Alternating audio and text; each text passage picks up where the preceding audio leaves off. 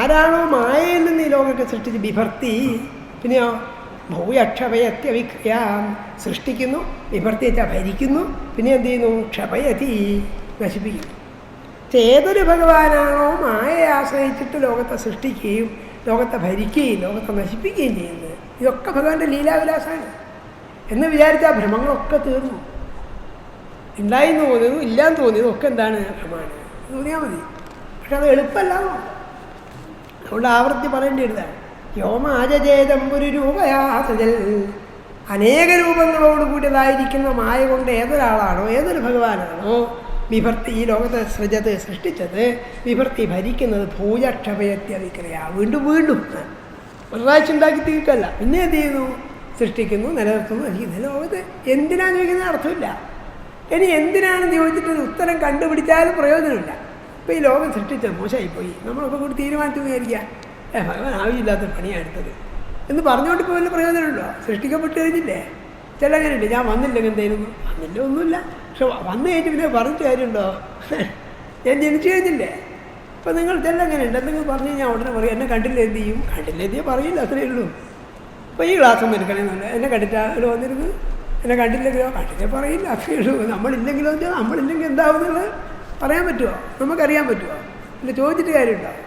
അപ്പോൾ ലോകം സൃഷ്ടിച്ചില്ലായിരുന്നെങ്കിൽ എന്താണെന്ന് ചോദിച്ചാലോ എന്താണെന്ന് പറയാൻ നമുക്ക് തന്നെ സാധിക്കില്ല, ചോദിച്ചിട്ട് കാര്യമില്ല. അപ്പോൾ ഭഗവാന്റെ സ്വഭാവമാണ്. അതുകൊണ്ടാണ് ശങ്കരാചാര്യ പറഞ്ഞ സ്വഭാവം അനതിക്രമത്വാത്മ, സൃഷ്ടിക്കാനുള്ള ഭഗവാന്റെ സ്വഭാവമാണ്. എന്തിനാ കിട്ടിയത് ചോദിക്കുന്നത്, ഭഗവാന്റെ സ്വഭാവം. തീക്ക് എന്തിനാ ഇവിടെ ചോദിച്ചാലോ, ചോദിച്ചാൽ ചോദിച്ചാൽ ഭ്രാന്ത് പിടിക്കും പറയാൻ കഴിയുമ്പോൾ അത്രയേ. എന്തിനാ ഇവിടെ ചോദിക്കാൻ അർത്ഥമില്ല. എന്തുകൊണ്ടാണ് ചിലപ്പോൾ പറയാൻ പറ്റും, എങ്ങനെയെന്നുള്ളൊരു ഉത്തരം പറയാൻ പറ്റും. പക്ഷെ എന്തിനെന്നുള്ള ചോദ്യം ഉത്തരം പറയാൻ വിഷമാണ്. എന്തിനാണ് പഞ്ചസാരയ്ക്ക് മധുരം എന്ന് ചോദിച്ചാലോ, എന്തിനാന്ന് ചോദിച്ചാൽ എന്തുകൊണ്ടാണെന്ന് പിന്നെ പറയാം. ഇന്ന ഘടകങ്ങളൊക്കെ ഉള്ളതുകൊണ്ടാന്ന് പറയാം. ഘടകങ്ങളൊന്നും ഇല്ലാണ്ടായി പിന്നെ രാസപരിണാമം കൊണ്ട് മധുരം ഇല്ലാണ്ടാവുമായിരിക്കാം. പക്ഷെ എന്നാലും എന്തിനാ മധുരം ഉണ്ടായെന്ന് ചോദിച്ചാൽ പിന്നെ ചോദിച്ചാൽ ഒന്നുമില്ല. നമ്മളെന്താ ചെയ്യണ്ടു, പഞ്ചസാരയ്ക്ക് മധുരമുണ്ട്, ഇത് സാധിക്കുന്നത് ആസ്വദിക്കുക, അത്രയേ ഉള്ളൂ. ഇങ്ങനെയായിട്ട് പറയുന്നില്ലേ, പഞ്ചാരക്കുന്നിൻ്റെ ചോട്ടിൽ ഇരുന്നൊരു കുഞ്ഞി ഉറുമ്പ് കരഞ്ഞു, എത്ര ചെറിയതാണ് എൻ്റെ വായ, എത്ര ചെറിയതാണ് എൻ്റെ വയറും. വലിയ പഞ്ചസാരയുടെ കുന്നാണേ, വെറുതെ ആ മോഹമുണ്ട് വിചാരിക്കും, എൻ്റെ വായ എത്ര ചെറുതാണ്, എനിക്കിതൊന്നും തിന്നാനാവില്ലല്ലോ എന്നാണ്. അല്ല, ഭഗവാന്റെ മായ അത്യന്ത വിപുലമാണ്, അത് ആസ്വദിക്കാം, അത് കാണാം. എന്തിനാണ് ആരാകുന്നുണ്ടാക്കി വെച്ചത്, എൻ്റെ മുമ്പിൽ എന്തിനാണ് ഉണ്ടാക്കിയെന്ന് ചോദിച്ചിട്ട് ആരുണ്ടോ, അതൊന്നല്ല ഉറപ്പ് ചോദിക്കുന്നേ. എൻ്റെ വായ ചെറുതായിപ്പോലെ എനിക്ക് ഉൾക്കൊള്ളാൻ കഴിയുന്നില്ലല്ലോ എന്നാണ്. അത് ഭഗവാന്റെ മായ ഉൾക്കൊള്ളാൻ കഴിയാത്ത ഒന്നാണ്. വേദാന്തത്തിൻ്റെ അപാര നീലിമകളൊക്കെ നമുക്ക് കൈവശപ്പെടുത്താൻ വിഷമാണ്. അതിനെ കാണാം, അത്ഭുതപ്പെടാം, സന്തോഷിക്കാന്നേ ഉള്ളൂ. അതുകൊണ്ട് പറയാണ് പോയാ വീണ്ടും വീണ്ടും ചെയ്യുന്നതാണ്. എത്ര ദിനരാത്രങ്ങൾ കഴിഞ്ഞുപോയി, എത്ര പ്രാവശ്യം സൂര്യൻ ഉദിച്ചു, ആ ഉദിക്കുന്നതായി നമുക്ക് തോന്നി അറിയില്ല. ഉദയാസ്തമയങ്ങൾ പോലും അതാണ്. ഉദയാസ്തമയങ്ങളും പോലും ശാസ്ത്രം പറയാൻ എന്താണ്, ഇല്ലാത്തതാണ്. സൂര്യൻ ഉദിക്കുന്നില്ല അസ്തമിക്കുന്നില്ല എന്നാണ് നമ്മുടെ അനുഭവം. അതാണ് ഉദയാസ്തമയങ്ങൾ എന്ന് ഭഗവാനാശം പറയുന്നത്. ഉദയാസ്തമയങ്ങളെ കൂടെ അതിക്രമിക്കുന്ന ഈ ലോക സത്യതാണ്. അതുകൊണ്ട് ഭഗവാൻ എന്ത് ചെയ്യുന്നു, ഒരു രൂപയാം, അനേക രൂപങ്ങളോടുകൂടിയതായ മായ കൊണ്ട് ഈ ലോകത്തെ സൃഷ്ടിക്കുകയും പിന്നെ എന്ത് ചെയ്യുന്നു, വിഭർത്തി ഭരിക്കുകയും ഭൂയ വീണ്ടും വീണ്ടും ക്ഷയത്യവിങ്ക്രിയ ക്ഷയിപ്പിക്കുകയും ചെയ്യുന്നു. പക്ഷേ അത് മനസ്സിലാവാത്ത ആളെന്ത് ചെയ്യുന്നു, ഭേദബുദ്ധി സദൈവ ആത്മദുസ്തയാം. മായയുടെ വേറൊരു വിശേഷണം പിന്നെ പറഞ്ഞു, മൂന്നാമത്തെ വരി പറഞ്ഞ ആത്മദുസ്തയാ. അതിനാൽ തൻ്റെ ആത്മാവിൽ പരിവർത്തനം ചെയ്യാൻ, പരിവർത്തനം ഉണ്ടാക്കാൻ സാധിക്കാത്തവളായ മായ കൊണ്ടാണ്. പക്ഷെ ഭഗവാൻ മായയെ സ്വീകരിച്ചു എന്ന് വിചാരിച്ചിട്ട് മായ എന്ത് ചെയ്യില്ല, ഭഗവാനിൽ പരിവർത്തനം ഉണ്ടാക്കില്ല. നമുക്കങ്ങനെ പറ്റില്ല. നമ്മളൊന്ന് സ്വീകരിച്ചു കഴിഞ്ഞാൽ എന്ത് ചെയ്യും, അതിനാൽ ബദ്ധനോ ബാധ്യത ഉണ്ടാവും. തീരെ പോയി പിടിക്കുകയും വേണം, ചൂടാവുകയും ചെയ്തെന്നാൽ നമുക്ക് നടക്കുക. അങ്ങനെയല്ല, ചൂടുണ്ടാവും. ചൂട് വേണ്ട, തീ മാത്രം മതി എന്ന് പറയാൻ സാധിക്കില്ല. ഭഗവാൻ അങ്ങനെയല്ല. ഭഗവാന്റെ മായ ഭഗവാന്റെ അനന്യമായിരിക്കുന്ന ശക്തിയാണ്, അവിഭാജ്യമായ ശക്തിയാണ്. പക്ഷെ മായ എന്ത് ചെയ്യുന്നില്ല, ഭഗവാൻ ഒരു വിഷമം ഉണ്ടാക്കില്ല എന്നാണ്. അതാണ് പറഞ്ഞതിൻ്റെ അർത്ഥം. ആത്മദുസ്തയാം. അങ്ങനെയാണ് ഭഗവാൻ ലോകത്തെ സൃഷ്ടിച്ചിരിക്കുന്നത്. ആ ലോക സൃഷ്ടിയെ ബുദ്ധിയില്ലാത്ത ഭേദബുദ്ധികൾ എന്ത് ചെയ്യുന്നു, ഭേദബുദ്ധി സദിവാത്മാം, സത്ത് ഇവ സദിവ എന്ന് പറയാം. പക്ഷെ ഭേദബുദ്ധികളായ ആളുകൾ തത്വജ്ഞാനത്തിൻ്റെ യഥാർത്ഥമായ പ്രകാശം ഇല്ലാത്ത ആളിൽ എന്ത് വിചാരിക്കുന്നു, ഇത് ഉള്ളതാണെന്ന് വിചാരിക്കുന്നു. സത്ത് ഇവ, സത്താണെന്ന് സത്യത്തെ സത്തില്ലാത്തത്. സത്തില്ലാത്ത ലോകത്തെ അജ്ഞന്മാരെന്ത് കരുതുന്നു, സത് ഇവ, സത്ത് പോലെ കരുതുന്നു. ആത്മതന്ത്രം ഭഗവൻ പ്രതീമഹി. അങ്ങനെയാണ് ഭഗവാൻ പ്രകാശിച്ചുകൊണ്ടിരിക്കുന്നത്. അതിന് പിന്നെ തർജ്ജമ വേണം. ആത്മദുസ്തം ത്രിഗുണം സമാജയാൽ സത്തെന്ന പോലെ ഈ ഉലകം ചമച്ചുവോ. സത്തെന്ന പോലെ ഈ ഉലകം ചമച്ചുവോ. സത്തുള്ളതുപോലെ ഈ ലോകത്തുണ്ടായിരിക്കുന്നു. എങ്ങനെ? ആത്മദുസ്തം ത്രിഗുണം സമായാൽ, ത്രിഗുണാത്മികമായ മായ കൊണ്ട് തന്നിൽ തന്നെ സ്ഥിതി ചെയ്യുന്നവളായ, തന്നെ മാറ്റിമറിക്കാൻ അർഹത കഴിവില്ലാത്തവളായ മായയെ ആശ്രയിച്ചിട്ട് എന്ത് ചെയ്യുന്നു? ചമച്ചുമേ കാത്തും ഹനിച്ചും കളിയാടും. അത് സൃഷ്ടിക്കുകയും കാത്തുരക്ഷിക്കുകയും ഇല്ലാണ്ടാക്കുകയും ചെയ്യുന്നു. അത് അങ്ങനെയുള്ള ആരാണ്? സ്വതന്ത്രനാം നിഷ്ക്രിയൻ. അങ്ങൊരാൾ വിഭോ. അങ്ങോട്ട് ഇതൊക്കെ ചെയ്യുമ്പോൾ നിഷ്ക്രിയനാണ്. അങ്ങനെ ഒരാൾക്ക് ചെയ്യാൻ കഴിയുള്ളൂ. അതുകൊണ്ട് ലോകത്തിൻ്റെ സൃഷ്ടിയായിരിക്കുന്നു, ലോകമായിരിക്കുന്നു, ലോകത്തിന് ഹേതുവായിരിക്കുന്നു ഒക്കെ ഭഗവാനാണ്. അതാണ് നേരത്തെ പറഞ്ഞത്. നാരായണൂർ പറയുന്ന പോലെ അങ്ങനല്ലോ സൃഷ്ടി ഭഗവാനാണ്, സൃഷ്ടാവ് ഭഗവാനാണ്, സൃഷ്ടിക്കുള്ള സാമഗ്രി ഭഗവാനാണ്. ചുരുക്കത്തിൽ എന്താണ്? സർവം ഭഗവാനാണ്. സർവം വിഷ്ണുമയം ജഗത്ത്. അതേ ഉള്ളൂ. സാധാരണ ലൗകിക ലോകങ്ങളിൽ സൃഷ്ടാവെന്ന് പോലെയാണ്, സൃഷ്ടിയെന്ന് പോലെയാണ്. പക്ഷെ ലോകത്തിൻ്റെ കാര്യത്തിലോ ഭഗവാൻ തന്നെയാണ് സൃഷ്ടിയും, ഭഗവാൻ തന്നെയാണ് സൃഷ്ടാവും. ഏതുപോലെ എന്ന് പറയാൻ ബുദ്ധിമുട്ടാണ്. കാരണം അങ്ങനത്തെ ഒരു സാധനം ഇല്ല ലോകത്തെ. ഒക്കെ ഉപരിയായിരിക്കും. ഒന്നുകിൽ പരിണമിക്കും, ഒന്നുകിൽ പരിണാമം കൂടി ഉണ്ടാകുന്നതാണ്. ഇപ്പോൾ വെള്ളമൊക്കെ കൂടിയിട്ട് തണുത്ത് മഞ്ഞാകുമ്പോൾ അത് വേറൊരു വസ്തുവായി തീരും. വീണ്ടും ചൂടാക്കിയാൽ തീരാൻ കഴിയും. എന്താ സത്യം എന്ന് ചോദിച്ചാലോ അത് അന്നേരം സത്യമാണ്, ഇന്നേരം സത്യം. അതുകൊണ്ടാണ് ഞാൻ പറയുന്നത് സത്യം എപ്പോഴും ഒരുപോലെ നിൽക്കുന്നതല്ല. സത്യം ഒന്നേ ഉള്ളൂ കൊണ്ടല്ല, സത്യം അനേക മുഖം ഉണ്ടാവും. ഇത് ഖരപദാർത്ഥമാണ്, മറ്റേ ജലമാണ് അഥവാ ദ്രാവകാവസ്ഥയാണ്, മറ്റൊന്ന് വാതകാവസ്ഥയാണ്. എന്താ സത്യം എന്ന് ചോദിച്ചാലോ പറയാൻ ബുദ്ധിമുട്ടാണ്. അതൊക്കെ ആ ഭാഗത്തിൽ ആദ്യം പറയുന്നത് ജന്മാദ്യസ്തരതശ്ചാർത്ഥേഷു അഭിജ്ഞസ്വരാക്ഷ്. അഭിജ്ഞന്മാർ പോലും മോഹിച്ചു മുഖ്യന്തിയൽ സൂരയാന്ന് പറയുന്നത്. ഒരാളെ നമ്മൾ കാണുമ്പോൾ 10-30 വയസ്സിൽ ഇപ്പോൾ ചെറുപ്പം യുവാവാന്ന് തോന്നുന്നു. കുറച്ച് നാൾ കഴിഞ്ഞപ്പോൾ ഇയാൾ തന്നെ കാണുന്നത്. അപ്പോൾ എന്താ യുവാവാണോ? അല്ല. അപ്പോൾ അന്ന് അത് സത്യമാണ്, ഇന്ന് സത്യമാണ്. കുറച്ച് കഴിഞ്ഞാൽ വൃദ്ധനാണ്.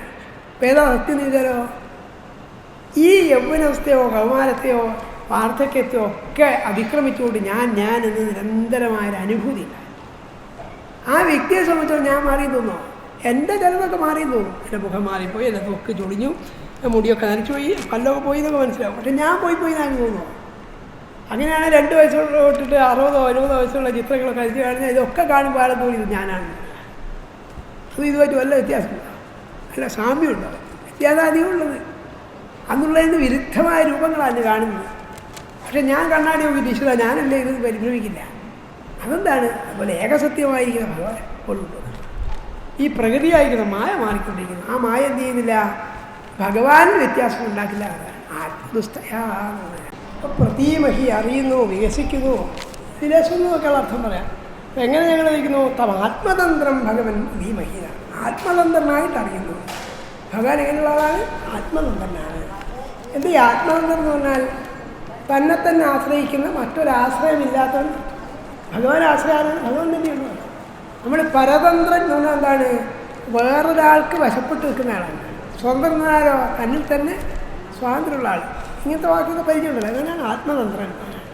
അങ്ങനെ ചെയ്യുന്നു. മായയെ ആശ്രയിക്കല്ല, മായയെ ഉപയോഗിക്കുക ചെയ്യുന്നത്. ഭഗവാൻ മായക്ക് അധീനമല്ല. ഇപ്പോൾ മായയെ സ്വീകരിച്ചുകൊണ്ട് ഇതെല്ലാ ആധ്യാത്മിക ഗ്രന്ഥങ്ങളിലും പറയും. രാമായണ കിളിപ്പാട്ടിലൊക്കെ കാണാം. ഭഗവാൻ മായയെ സ്വീകരിച്ചു എന്നൊക്കെ ഋഷികൾ സ്തുതിക്കുമൊക്കെ പറയും. അഗസ്ത്യൻ്റെ സ്തുതി കാണാം, അവിടെയൊക്കെ കാണാം. അങ്ങ് എപ്പോഴാണോ സൃഷ്ടി ചെയ്യണമെന്ന് വിചാരിച്ചത് അപ്പം മായയെ സ്വീകരിച്ചിരിക്കുന്നത്. ഭഗവാൻ സ്വതന്ത്രനാണ്. 2 തരത്തിലുള്ള തന്ത്രങ്ങളുണ്ട് എന്ന് പറയും. ഒന്ന് വസ്തുതന്ത്രമാണ്, മറ്റൊന്നെന്താണ്? പുരുഷതന്ത്രമാണ്. പുരുഷതന്ത്രം എന്ന് പറഞ്ഞാൽ പുരുഷത്താട് ആണുങ്ങളെന്നുള്ള അർത്ഥത്തിലല്ല കേട്ടോ. അതിന് നമ്മൾ ആശ്രയിച്ചിരിക്കുന്നു അർത്ഥം. അതാണ് പുരുഷതന്ത്രം. ചിലതെന്താണ്? വസ്തുതന്ത്രമാണ്. വസ്തുതന്ത്രം എന്ന് പറഞ്ഞാൽ അതൊരു എന്താണ്? വസ്തുനിഷ്ഠ സത്യമാണ്. ഇപ്പോൾ തീക്ക് ചൂടുണ്ട് എന്നുള്ളതെന്തല്ല പുരുഷതന്ത്രമല്ല, വസ്തുനിഷ്ഠമാണ്. അതിപ്പോൾ പണ്ഡിതൻ തൊട്ടാലും പാമ്പൻ തൊട്ടാലും സുന്ദരനായാലും സുന്ദരിയായാലും കൊള്ളാണ്ടിരിക്കില്ല. നമ്മളെ ഇഷ്ടത്തിനനുസരിച്ച് മാറുമോ? അത് മാറില്ല. രാമനായാലും വൈശ്യനായാലും ചൂടുള്ള തൊട്ടാൽ കൊള്ളു. അത് പുരുഷതന്ത്രമല്ല. എന്താണ്? വസ്തുതന്ത്രമാണ്. പുരുഷതന്ത്രത്തെ എന്നെ ആശ്രയിക്കുന്നത്, എന്നെ ഇഷ്ടം പോലെ ചെയ്യാവുന്ന നമുക്ക് പുരുഷതന്ത്രമാണ്. ഇവിടെ എന്താണ്? ആത്മതന്ത്രമാണെന്ന് പറയാം. എന്താ ചുരുക്കത്തിൽ പറഞ്ഞാൽ, അല്ലയോ ഭഗവാനെ, അങ്ങ് സൃഷ്ടിക്ക് വേണ്ടി മായയെ ആശ്രയിക്കുന്നു. ആ മായ എങ്ങനെയുള്ളതാണ്? ആത്മദുസ്തയാം. ഭഗവാനിൽ മാറ്റൊന്നും വരുത്താൻ കഴിയാത്ത ആളാണ്. തന്നിൽ മാറ്റം ഉണ്ടാക്കാൻ കഴിയാത്ത ആളാണ്. അവിടെ തന്നിട്ട് ഭഗവാൻ മായയെ ആശ്രയിക്കുന്നു വെച്ചിട്ട് മായയ്ക്ക് വിധേയനല്ല. മായ ആർക്ക് വിധേയനാണ്? ഭഗവാന് വിധേയനാണ്. നമ്മൾ ഒന്നിനെ സ്വീകരിക്കുമ്പോൾ അങ്ങനെയല്ല. നേരത്തെ പറഞ്ഞാൽ ഒന്നിനെ സ്വീകരിച്ച് കഴിഞ്ഞാൽ നമ്മൾ അതിന് വിധേയനാവേണ്ടി വരും. പിന്നെ വേണ്ടാച്ചിട്ട് കാര്യമില്ല. ഇപ്പം നിങ്ങൾക്ക് തീ തൊടുകയും വേണം, തൊടാവുകയും ചെയ്യുന്നത് തന്നെ സാധിക്കുമോ? സാധിക്കില്ല. ഒന്ന് സ്വീകരിച്ച് കഴിഞ്ഞാൽ ഇപ്പോൾ ഒരു വാഹനം സ്വീകരിച്ച് കഴിഞ്ഞാൽ അതിൻ്റെ സൗകര്യമൊക്കെ ഉണ്ടാവും, അതിൻ്റെ ദുർഘടം അനുഭവിക്കേണ്ടി വരും. അതിൻ്റെ സുഖം മാത്രം എടുത്തിടാൻ സാധിക്കുമോ? അങ്ങനെ സാധിക്കില്ല. ഇപ്പോൾ ചില ലഡുവിനെ കൊണ്ട് അതിനെ മുട്ടില്ല, അതിൻ്റെ മുന്തിരി മാത്രമേ എടുത്തു അതൊക്കെ തിന്നാനാവും. പക്ഷേ ജീവിതം അങ്ങനെയല്ല. ജീവിതത്തിൽ സുഖം മാത്രം ഞാൻ എടുത്തോളാം, ദുഃഖം എനിക്ക് വേണ്ടാതിനാ സാധിക്കുമോ? സുഖം അനുഭവിക്കുമ്പോൾ ദുഃഖം ഉണ്ടാവും. എല്ലാ സുഖത്തിൻ്റെ കൂടെ എന്ത് ചെയ്യുന്നു? വിഷാദബീജങ്ങളൊളിച്ചു വേവുമെന്ന് കേശവപിള്ള. മോദമെഴുന്നതിക്കൽ വിഷാദബീജങ്ങൾ ഒളിച്ചു വേവും കേശവത്തിൽ എഴുതിയുണ്ട്. എവിടെയൊക്കെ സുഖമുണ്ട് അവിടെയൊക്കെ എന്തുണ്ട്? ഒളിച്ചു താമസിക്കുന്ന ആളുണ്ട്, ദുഃഖമുണ്ട്. അതിന് ദുഃഖം ഉണ്ടാവും. വാഹനം ഉണ്ടായ ദുഃഖം ഉണ്ടാവില്ലേ? അത് കേട് വന്നു വരാം, എവിടെയും കുത്തിയാതെ വീണു വരാം. ദുഃഖിക്കുക വേണം. എന്തിനുമുണ്ട്, ഏതൊരു ഭോഗ വിഷയത്തിലും ദുഃഖമുണ്ട്. സുഖം മാത്രമേ സ്വീകരിക്കാൻ പറ്റുമോ? ഭഗവാൻ അങ്ങനെയല്ല. ഭഗവാൻ മായയെ സ്വീകരിച്ചുകൊണ്ട് എന്ത് ചെയ്യുന്നില്ല? മായയിൽ പെട്ടുപോകുന്നില്ല. അതിനാണ് ആത്മദുസ്ഥയാ. അതുകൊണ്ട് അങ്ങാരാണ് ആത്മതന്ത്രം ഭഗവൻ ഭീമഹി. ആത്മതന്ത്രനാണ്.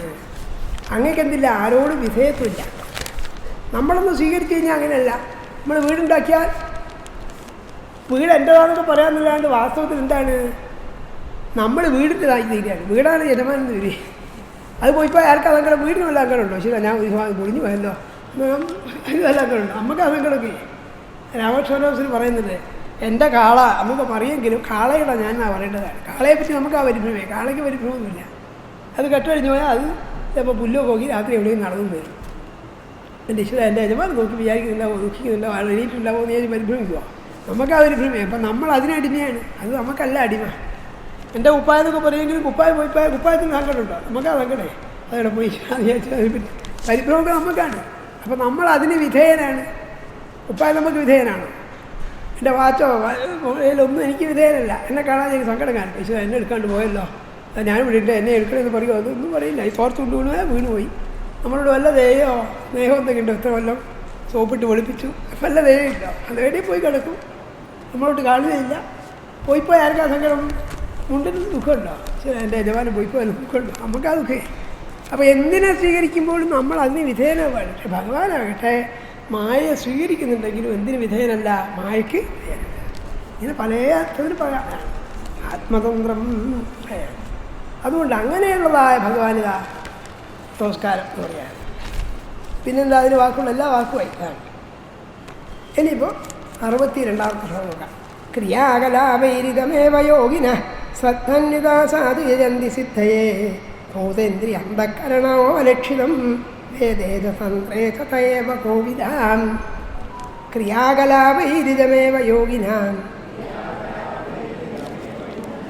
ശ്രദ്ധന്വിതാ സാധുയജന്തി സിദ്ധയേ ഭൂതേന്ദ്രിയ അന്ധകരണോപലക്ഷിതം വേദേജ തന്ത്രേ തഥൈവ കോവിദാം. അവർ കോവിദന്മാർ, കോവിദൻ വെച്ചാൽ പാണ്ഡിത്യമുള്ളവർ, സമർത്ഥന്മാരെന്ന് പറഞ്ഞു. കോവിദന്മാരാണ്. അങ്ങനെയുള്ളവരെന്താ ചെയ്യുന്നത്? ക്രിയാകലാപങ്ങളെ കൊണ്ട് ഭഗവാൻ ആദരിക്കുന്നു പറയാൻ. നോക്കാം ഓരോന്നായിട്ട്. എന്താ പറയുന്നത്? അവർ സാധു നന്നായിട്ട് ചെയ്യുന്നു, യജന്തി എന്നൊക്കെ പറയാൻ. എന്തൊക്കെയാണ് ചെയ്യുന്നത്? ക്രിയാകലാപൈരിതം. ഇതം ഞാൻ ഇവിടെ ഈ ലോകത്തിൽ ജനിച്ചു കഴിഞ്ഞിട്ട് എന്ത് ചെയ്തു? ക്രിയാകലാപൈ. കലാപത്തെ എന്താണ്? കൂട്ടുന്ന സാധാരണ അർത്ഥം. കലാപം കുറേ ക്രിയകൾ ചെയ്യുന്നു. നമ്മൾ പല ക്രിയയും ചെയ്യുന്നില്ലേ? ഈ ശരീരത്തിൻ്റെ നിലനിൽപ്പ് വേണ്ടി, ജീവിതത്തിൻ്റെ സുഖത്തിന് വേണ്ടി പല കർമ്മങ്ങൾ ചെയ്യുന്നു. ക്രിയാകലാപൈരിതമേവ. ഇവിടെ തന്നെ യോഗികൾ എങ്ങനെയാണ് ചെയ്യുന്നത് ഈ കർമ്മങ്ങളൊക്കെ? ഇവിടെ വെറും സാധാരണ ശാരീരിക ആവശ്യമായ കർമ്മങ്ങൾ ഭക്ഷിക്കുന്നു, കുടിക്കുന്നു എന്നുള്ളത് മാത്രമല്ല, ഈശ്വര സേവയെക്കുറിച്ച് പറയാൻ പല കർമ്മങ്ങളും അർച്ചിക്കുന്നു, ആരാധിക്കുന്നു, അഭിഷേകം ചെയ്യുന്നു, നിവേദ്യങ്ങൾ സമർപ്പിക്കുന്നു, തൊഴുന്നു, നമസ്കരിക്കുന്നു, സ്തുതിക്കുന്നു. ഇങ്ങനെ പല ക്രിയകളുമുണ്ട്. ആണ് ക്രിയാകലാപൈരിതമേവ യോഗിന. യോഗികളിവിടെ പലതരത്തിലുള്ള ക്രിയകൾ ചെയ്യുന്നു. എങ്ങനെ? ശ്രദ്ധന്വിത. ശ്രദ്ധയോടുകൂടി ചെയ്യുന്നു. എങ്ങനെ? സാധുത്തെ സജ്ജനങ്ങൾ നടത്താം. യജിക്കുന്നു. യജിക്കാതെ പൂജിക്കുക. യാഗം ഒക്കെയുള്ള വാക്ക് അങ്ങനെ ഉണ്ടാകുന്നതാണ്. ഭഗവാനെ സേവിക്കുന്നു എന്നർത്ഥം. യജന്തി സിദ്ധയെ. എന്തിനു വേണ്ടിയിട്ടാണ് ചെയ്യുന്നത്? സിദ്ധയെ, സിദ്ധിക്ക് വേണ്ടിയിട്ട്. സിദ്ധി എന്ന് പറഞ്ഞാൽ എന്താണ്? പ്രാപ്തി. എന്തെങ്കിലും പ്രാപിക്കാൻ വേണ്ടിയാണ്. സ്വർഗം പ്രാപിക്കണമെന്നോ, മോക്ഷം പ്രാപിക്കണമെന്നോ, ഭഗവാനെ പ്രാപിക്കണം എന്നൊക്കെയുള്ള വിചാരം കൊണ്ടാണ്.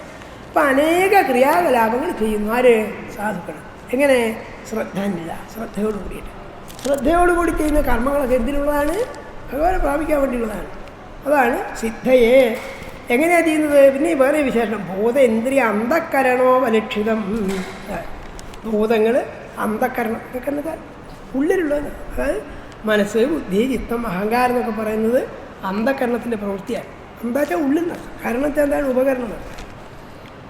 ഉപകരണം എന്ന് പറഞ്ഞാൽ ഈ തൊട്ട് കാണിക്കാൻ പറ്റുന്ന സാധനമൊന്നുമല്ല. മനസ്സ്, ബുദ്ധി എന്നൊക്കെ പറയുന്നത് തൊട്ട് കാണിക്കാൻ കഴിയുന്ന സാധനമല്ല. അത് അന്ധക്കരണത്തിൻ്റെ ചില പ്രവർത്തനങ്ങളാണ്. അന്ധക്കരണത്തിൻ്റെ എന്തായാലും പറയുക, അന്ധകരണത്തിലെ ലക്ഷണങ്ങളാണ് മനസ്സ്, ബുദ്ധി, ചിത്തം, അഹങ്കാരം എന്നൊക്കെ ഉള്ളത്.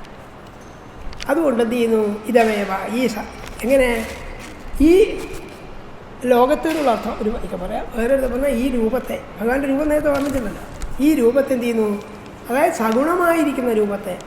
ഭഗവാൻ താത്വികമായി പറഞ്ഞാൽ രൂപമോ നാമോ എന്നുള്ള ആളല്ല, രൂപരഹിതനാണ്. പക്ഷേ ഭക്തന്മാരുടെ സൗകര്യത്തിന് വേണ്ടി, ഭക്തന്മാരുടെ മുക്തിക്ക് വേണ്ടി എന്ത് ചെയ്യുന്നു? ഭഗവാൻ രൂപം സ്വീകരിക്കുന്നതാണ്. അതിന് പ്രസിദ്ധമായ പ്രമാണമുണ്ട്. ഭഗവാൻ എന്ത് ചെയ്യുന്നു?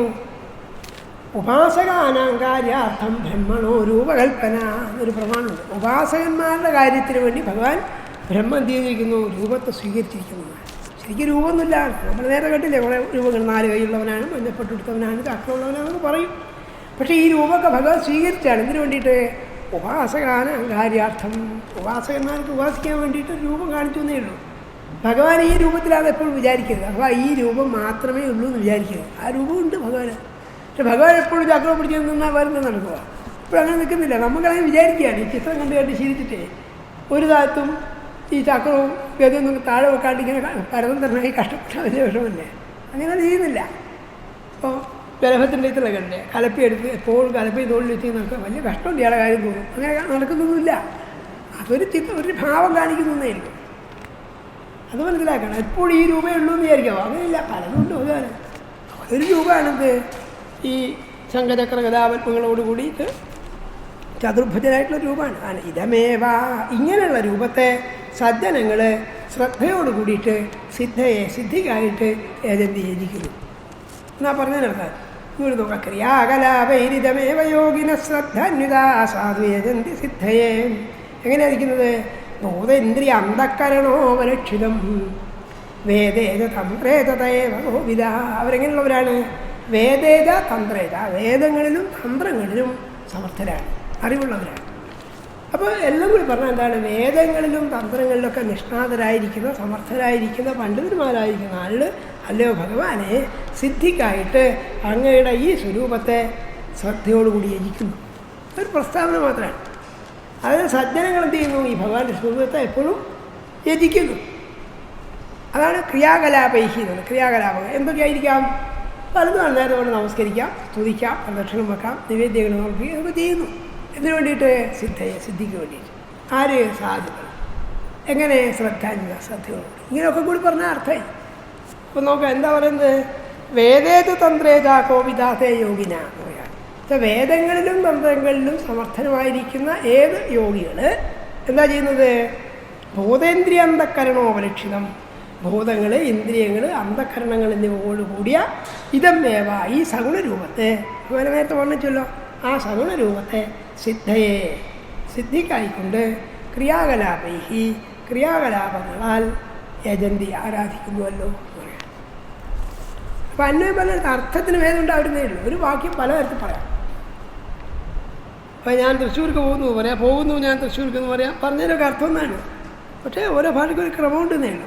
അത്രയ്ക്കാണ് പദങ്ങൾ പലതരത്തിൽ പറയാമല്ലോ. അതുപോലെ പറയാൻ യഥാർത്ഥത്തിൽ എന്ത് ചെയ്തു? സിദ്ധിക്കായിട്ട് സജ്ജനങ്ങൾ ഭഗവാനെ പലതരത്തിൽ എന്ത് ചെയ്തു? ക്രിയാകലാപങ്ങൾ കൊണ്ട് ഇരിക്കുന്നു.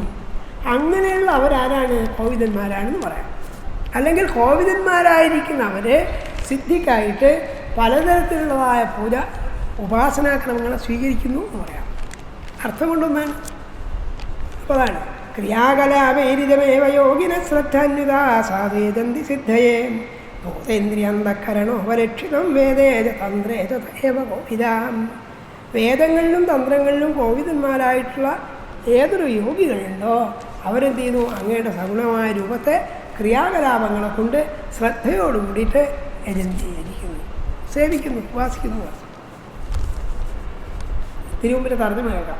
ബോധേന്ദ്രിയന്ധക്കരണോപലക്ഷ്യം ഈ രൂപത്തെ നാനാക്രിയയായി യജിപ്പതാൻ. ആരാണോ യജിക്കുന്നത് അവരെങ്ങനെയുള്ളവരാണ്? സിദ്ധ്യർത്ഥം. ഇതിനാ യജിക്കുന്നത് സിദ്ധിക്ക് വേണ്ടിയിട്ടാണ്.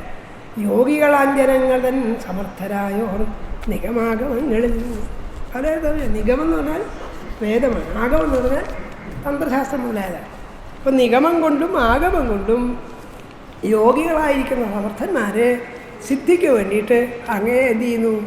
സേവിക്കുന്നു, ഉപാസിക്കുന്നു, പൂജിക്കുന്നു എന്നൊക്കെ. എങ്ങനെയാണ് പൂജിക്കുന്നത്? ശ്രദ്ധയോടുകൂടിയാണ്.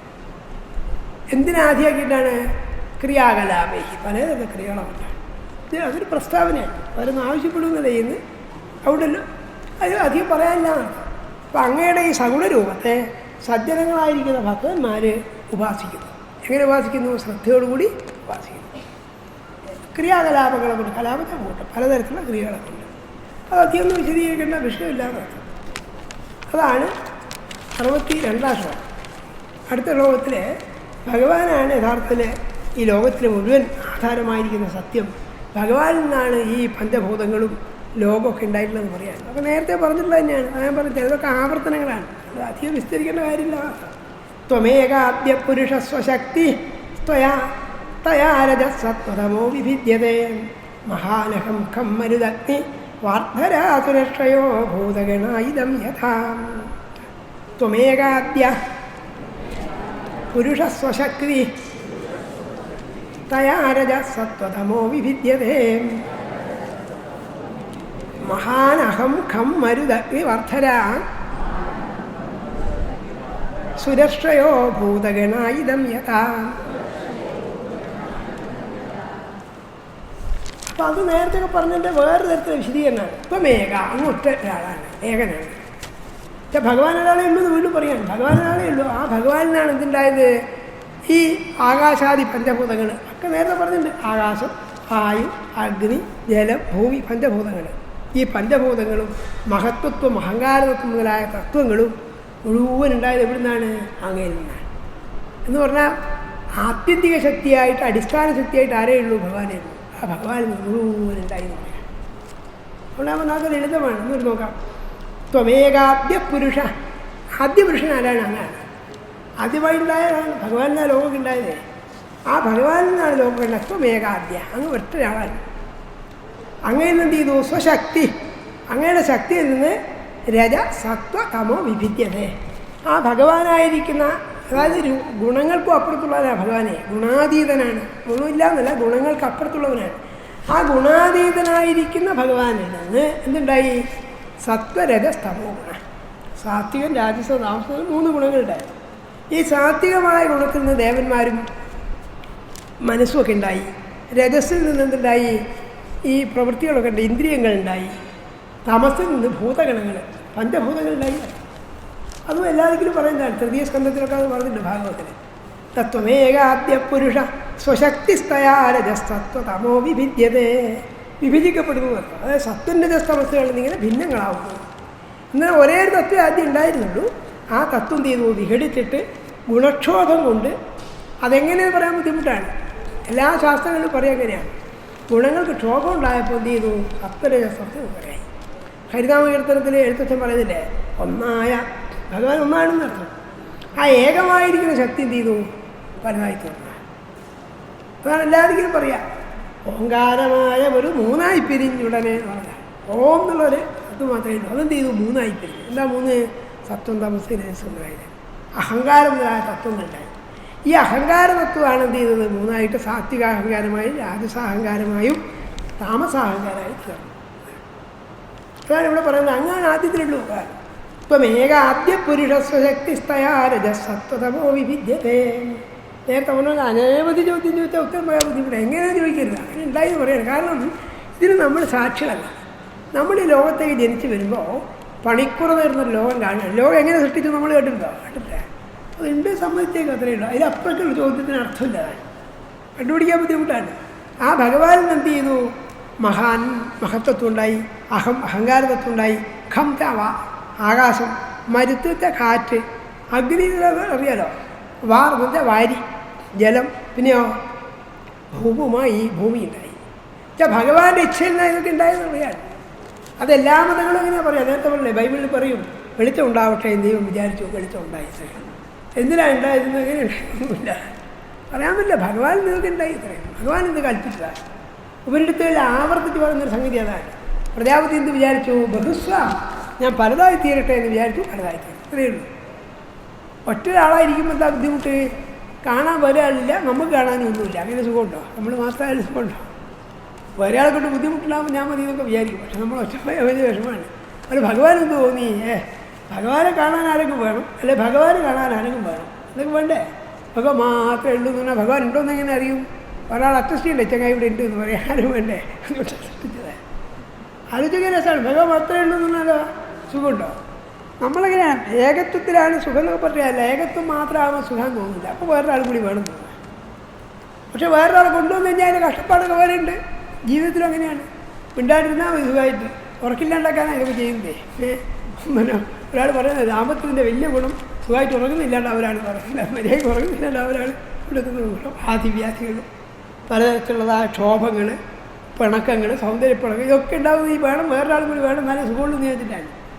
സ്വതന്ത്രനായി സുഖിക്കുന്ന ആൾക്ക് ഇതൊന്നും വേണ്ട. തന്നെ തന്നെ ആത്മാനന്ദം അനുഭവിച്ചിരിക്കുക. പക്ഷേ തോന്നുമോ വേണം? ഓരോന്ന് എഴുന്നേറ്റ് കൊണ്ടുവരും ഞാൻ കൊണ്ട് ബുദ്ധിമുട്ടുക. പക്ഷെ ഭഗവാന് ബുദ്ധിമുട്ടൊന്നുമില്ല കേട്ടോ. ഭഗവാനൊക്കെ മായയാണ്. നാടകം സംവിധാനം ചെയ്യുന്ന ആൾ നാടകത്തിലെ ഈ വിഷാദം കണ്ടിട്ട് ദുഃഖിക്കുക. അയാൾ ഉണ്ടാക്കിയിട്ടാണ് അഭിനയിക്കാൻ മാത്രമേ ചെയ്യുന്നുള്ളൂ. ഈ അഭിനയിക്കുന്നവൻ എന്ത് വിചാരിക്കുന്നത്? ഇത് സത്യമാണെന്ന് വിചാരിക്കുന്നത്. അഭിനയമാകുമ്പോൾ രസമാണ്. നാടകം അങ്ങനെയാണ്. ഇപ്പോൾ ദുര്യോധനനും ഭീമസേനും തമ്മിൽ യുദ്ധം നടത്തുന്നു, ഒരാളെ അടിച്ചു കൊല്ലുന്നു. പക്ഷേ ഞാൻ ദുര്യോധനൻ തന്നെയാണെന്ന് ഇയാൾ വിചാരിച്ചാൽ വലിയ വിഷമാണ്. അങ്ങനെ വിചാരിക്കരുത്. നടിക്കുന്നത്. അല്ലെ പിന്നെ ഒരു കഥകളി ഉണ്ടാവുള്ളൂ. ഒരു ദുശാസനം അടിച്ചു വന്നു കഴിഞ്ഞാൽ പിന്നെ പിറ്റേന്ന് വേറെ ആൾക്ക് നമുക്ക് ഇടക്കേണ്ടി വരും, ഇയാൾ ജയിലും പോകേണ്ടി വരും. അങ്ങനെ പറ്റും. അതില്ല.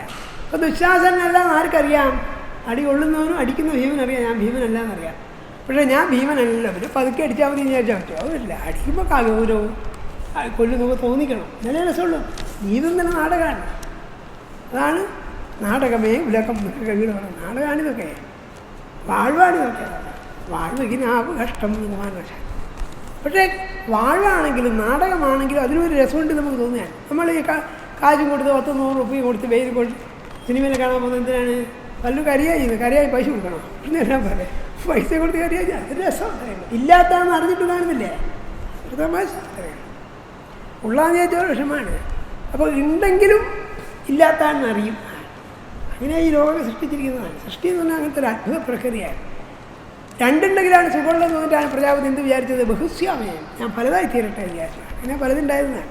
അപ്പോൾ ഭഗവാന്റെ ഇച്ഛയിൽ നിന്നുണ്ടായി ഈ ലോകം മുഴുവൻ ഉണ്ടായി എന്ന് പറയാം. അതുകൊണ്ടാണ് പറഞ്ഞത് മഹാനഹം ഖം. അതായത് മഹത്വത്തുണ്ടായി, അഹങ്കാരത്തുണ്ടായി, ആകാശമുണ്ടായി, വായു ഉണ്ടായി, അഗ്നി ഉണ്ടായി, വെള്ളമുണ്ടായി, ഭൂമി ഉണ്ടായി. സുദർശയോ ഭൂതഗണ. ഇതൊക്കെ എവിടെ നിന്നുണ്ടായി? മഹാത്വത്വത്തിൽ നിന്നുണ്ടായി. അഹങ്കാരത്വത്തിൽ നിന്നാലുണ്ടായി സുരക്ഷയോ ഭൂതഗണ ഇതം യഥാ.